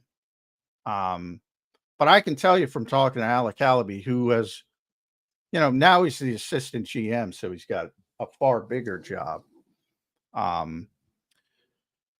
But no, it's just a small piece of the puzzle. Small, and I would say very small piece of the puzzle. Great show today, everybody. Appreciate all of our viewers in the chat. Great stuff from John McMullen, the #1 Eagles beat reporter here on Birds 365. Appreciate all his work covering this game. Appreciate everybody in the chat. Hit that like button, everybody, if you enjoyed the show today. It's a Victory Monday. I didn't think we had too many overreactions today, so I don't want to call it an overreaction Monday, but I thought it was a Victory Monday. Birds get out of there. Overreactions could go either way. They could be good and they could be bad. Overreactions. Yeah. Well, John, can you call me out for any overreactions I had today? No, I don't think so. I don't think I overreacted. I thought I tried to temper the overreactions. Look, I thought the defense showed great things. Maybe if I overreact, it's that I think the defense is going to be all right. Now, it's one game. They got to do that every week, but I thought they showed great promise yesterday, which was definitely my biggest takeaway from the game. Well, yeah, the defense played really well. And a lot of guys deserve credit, but it all starts with Jalen Carter, who they could not block.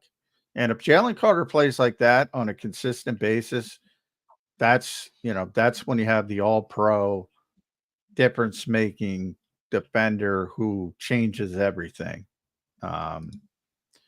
There's no evidence he can do that at this stage of his career from week to week, but if he gets to that level, you see he's got the talent to do it. If he gets to that level of consistency, the Eagles defense is going to be really good. Not good, really good. Really good. Yep. But we got to see if he can get to that level of consistency. No doubt. Johnny Mac, great show today. Just your final thoughts on this Victory Monday. Birds moved to 2-1, beat the Saints 15-12 in a pretty wild game. Just your final thoughts here on the show today. Yeah, it's interesting. I'll take one more shot at Nick with the adversity. They're one snap away from being 3-0. And then maybe you do have the 2023 vibes. They're not playing that well, but they find ways to win games. Next week's going to be interesting because Tampa played so poorly this week, and then you get to the early bye. But, I think they're in good shape. And the beauty of being in the NFC East this year, I think, is you do have some time to figure it out. You're not going to be battling back and forth, it looks, with Dallas. Maybe they fix things. Maybe they don't. I don't like what they're doing defensively. And if you have that luxury of sort of being able to grow without a ton of pressure, that might set you up late in the season a little bit better than perhaps when you got to fight and claw to stay ahead and win every game. And, you'd love to get the #1 seed, but I don't think that's going to be in the equation this year.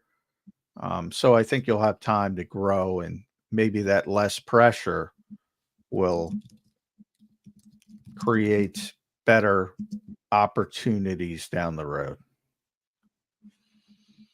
Great stuff, Johnny Mac, today. Appreciate everybody in the chat. Hit that like button on your way out. Johnny Mac, we'll talk to you tomorrow on Birds 365. One more shameless plug. I launched a new Twitter, everybody.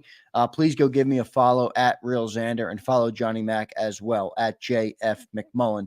So read our work over there on Twitter. Stay tuned. We'll be back tomorrow from 8 to 10 a.m. on Birds 365. Coming up later today, the National Football Show from 2 to 6 p.m. I'll be on at 3:30, and I will be bringing the heat to Big Sills. So stay tuned for that, and then stay tuned on the channel for a bunch of clips that will come out from the shows, from the post-game show, from Birds 365, and from the National Football Show. So thanks, everybody, for all the support, all of our super chats today. Johnny Mac, great show, man. We'll talk to you tomorrow morning. All right. Thanks for listening, everybody. Thanks for listening. Catch you tomorrow on Birds 365.